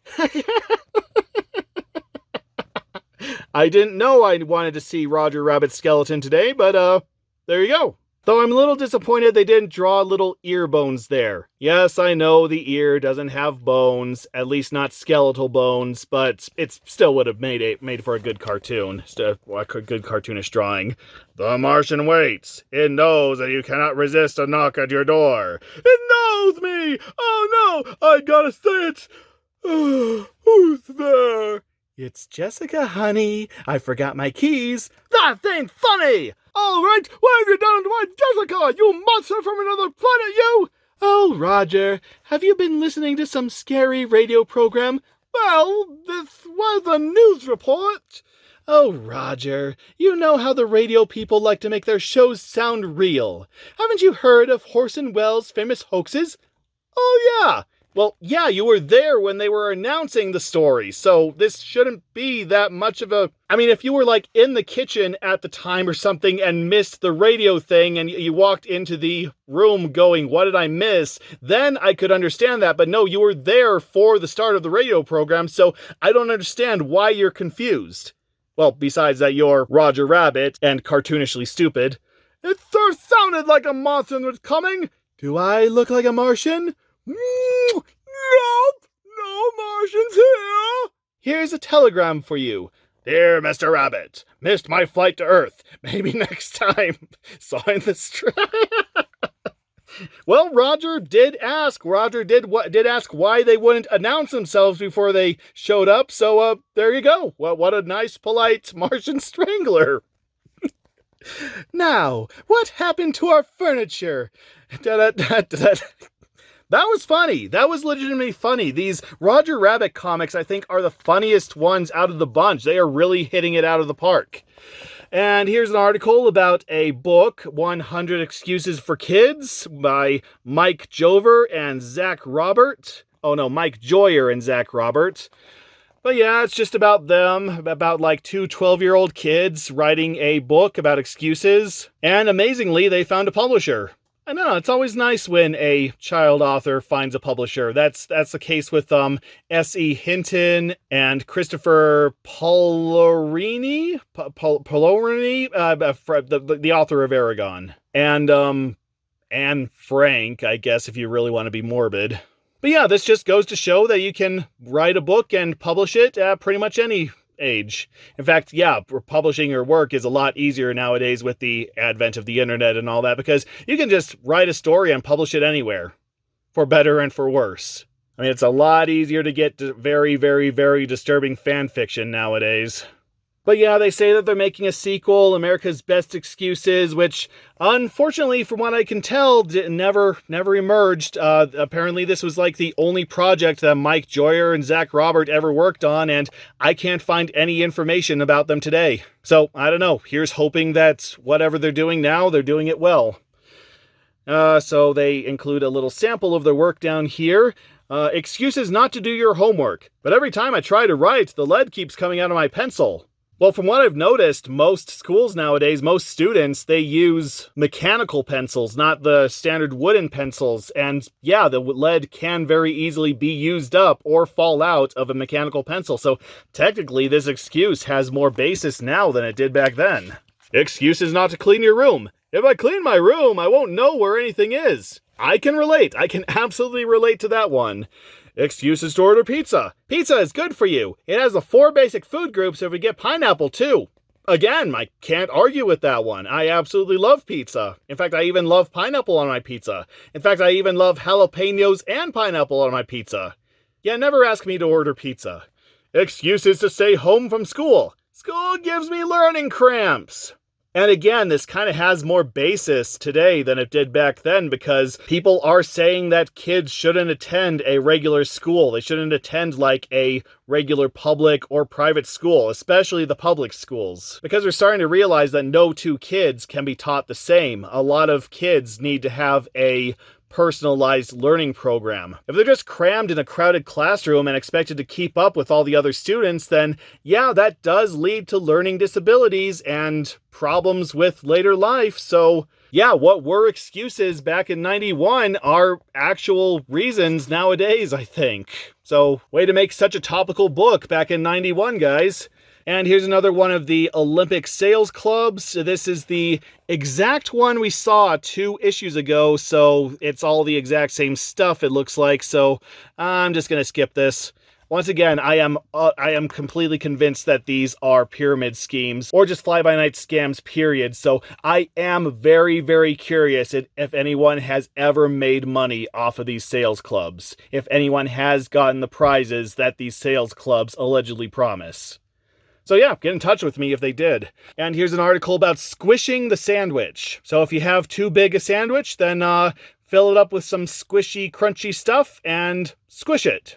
Oh wait, you need to use white bread? Nope, I will pass. White bread is absolutely worthless. If you absolutely have to have a sandwich, if you have to make your own sandwich, always use wheat bread. And not just regular wheat bread. Like, I know I'm dirt poor, but I always go for as gourmet a bread as I can find. That's the only bread that has any nutritional value whatsoever, because other kinds of bread will actually suck out the nutrition of whatever you put between it. So you need to find some with some whole grains and some oats and relatively sturdy. You know, the squishier the bread, the worse, I find. So yeah, that's just how I make a sandwich. If I absolutely have to make a sandwich, then it's with the best bread that I can find. So yeah, unfortunately, I can't squish a sandwich like they're showing here. Though that kind of reminds me of that deleted scene from Accepted where this one guy was trying to eat a giant sandwich, but he couldn't get it in his mouth, so he put it between 2 paper plates and had this one guy run over it with a car.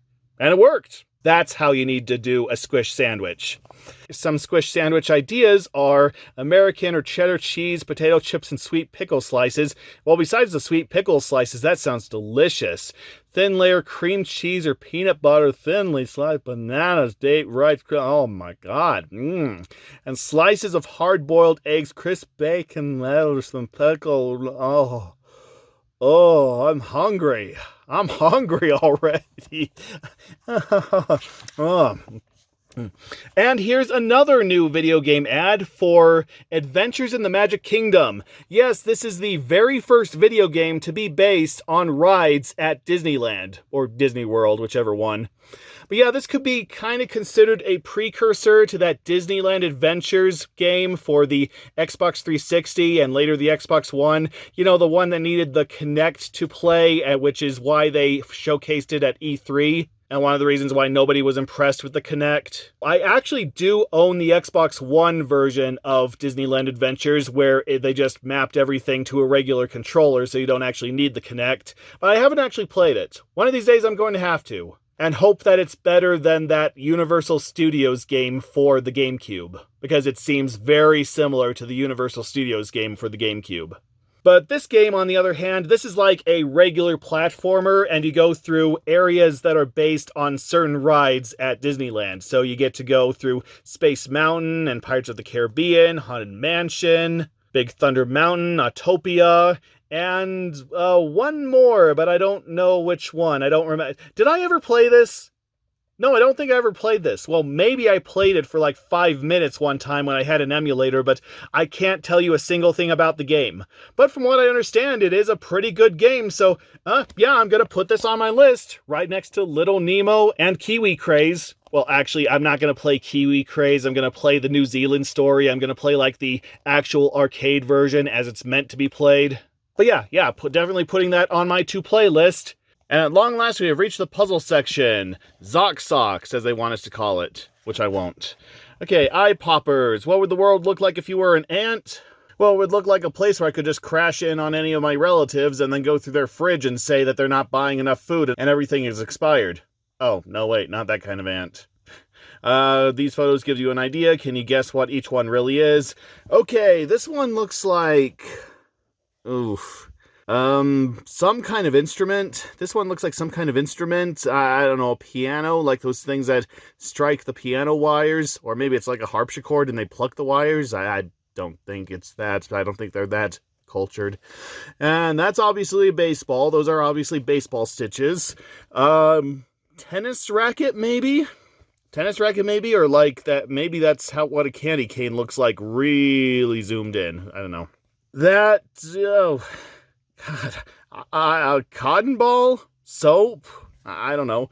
That's obviously a clothespin. That's obviously a toothbrush, or just a brush in general, I guess. That's obviously an unopened can of soda, and that is me. Oh, and I mean, it's a cracker. That's 2, maybe 3, I don't know. I guess we'll just have to find out later. Crossword! Oh, God, I'll just hold it on screen for a few minutes so you can copy it and do it yourself. Okay. And... help! Dick and Jane are trapped on top of an Egyptian pyramid. Every minute a mummy climbs one step closer. Take the letters of the word adventures and form new words that fit into the spaces on each level of the pyramid. When you filled in the word, when all the steps are filled in, you only have 8 minutes. So... it's really not that much of a game then. You just take the word down here and you transplant letters into these boxes, which sounds very simple. Heck, just get one of those Scrabble apps and you'll have this finished in like 20 seconds. But I'm not going to do it. Sorry, I'm too lazy. Spaced out! Your mission is to boldly go where no words have gone before. Fill in the spaces with the letters that correctly spell out the names of the 9 planets in our solar system. No, I'm sorry, no, there are not 9 planets in our solar system. I mean, depending on who you ask, there are either 8 planets in our solar system or like 20 planets in our solar system if you count all the really, really far out planets orbiting our sun from a very, very far distance. At least that's what I've heard. And the words aren't even connected to the planets. They're not circling the correct planets, so... alright, why not? Okay, that's Earth, obviously. Pluto, yeah, that's the planet that was demoted a decade or 2 ago, though Jerry from Rick and Morty continues to insist that it's a planet. In fact, there was an entire episode where he thought that Pluto was a planet, and so he got taken to Pluto to proclaim that it was a planet, and apparently at one point it was a planet, but the Plutonians have been mining it for so long that Pluto's about to be snuffed out of existence. Because Rick and Morty is just full of those happy, warm stories, you know? That is Saturn, obviously. Mars. Jupiter, Neptune, Mercury, and Uranus. Oh, I said that. I feel like I missed one. So, okay, Earth, Pluto, Neptune. Oh, no, that's not Neptune. Okay, I finally get it. So they are somewhat related to the planets that they're right next to. They do give you clues there. So, okay, that is Saturn. I get it now. Okay, so Earth, Pluto, Saturn, Mars, Jupiter, Venus, Neptune, Mercury, and Uranus. There, I said it appropriately that time because, like any joke, Uranus jokes get really old. Okay, what's wrong with this picture? Well, it's in black and white. Who looks at black and white pictures anymore? Alright, there are 15 mistakes in this office scene. Can you find all of them? I'll try, I guess. Okay, it's night out of that window. Guy is standing in midair.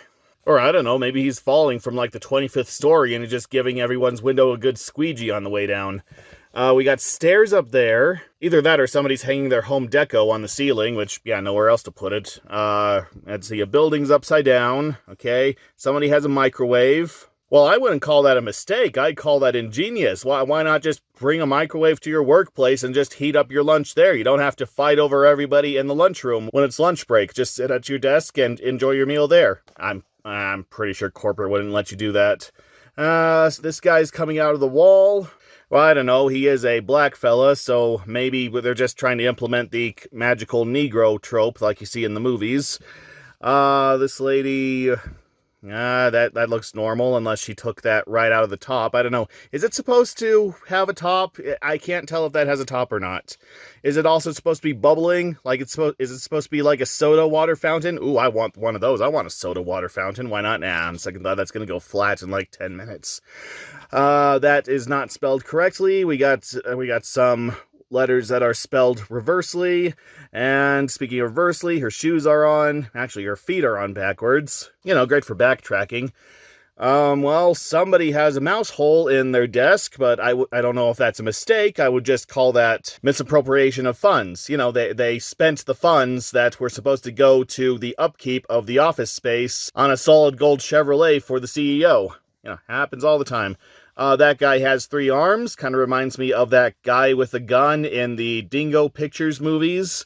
That guy has 2 pupils in 1 glass lens. Or I don't know, maybe he's just wearing designer glasses with 2 specs in 1 lens. You know, it's all the rage nowadays. The lamp doesn't have a stand. And the final thing I can see is that he is using a computer running Windows Me, which is the biggest mistake you can make.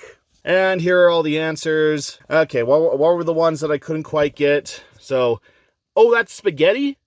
Wait a minute, that's not... No, I wouldn't call that spaghetti. That's linguine or fettuccine or whatever you want to call flat noodles. No, that is not spaghetti. Me and my pedantic mind. Okay, what was number 3? Tennis racket. Okay, got that one right. What's number 4? A sponge.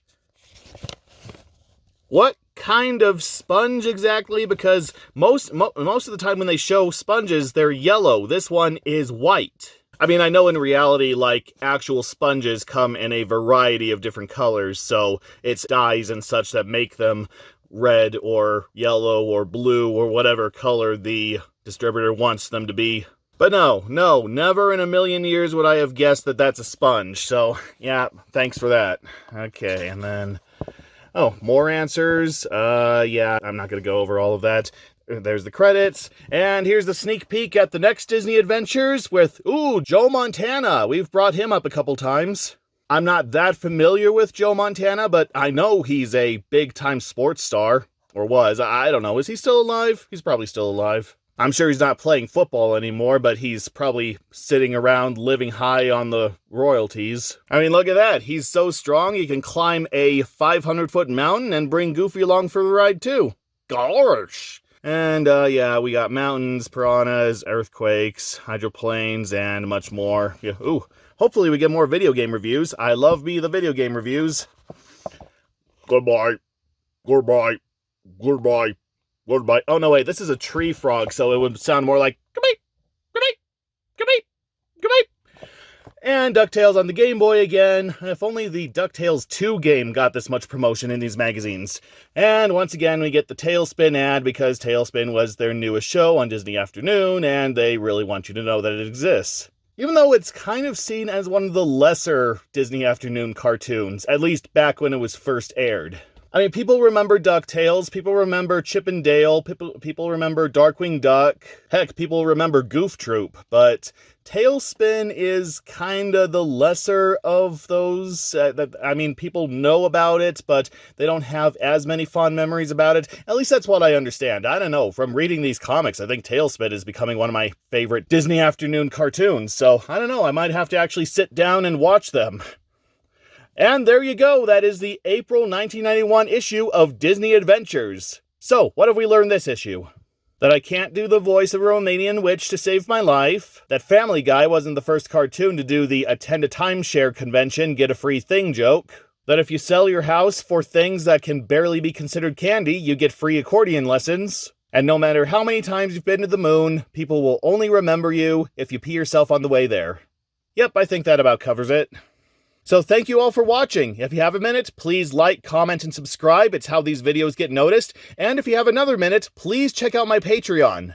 If you subscribe to one tier, I will list in the credits here how awesome you are. And if you subscribe to another tier, I will shout to the world how awesome you are in the ending of these videos. Well, whatever you choose, stay awesome, stay safe, be happy, and I'll see you next week for another look through Disney Adventures.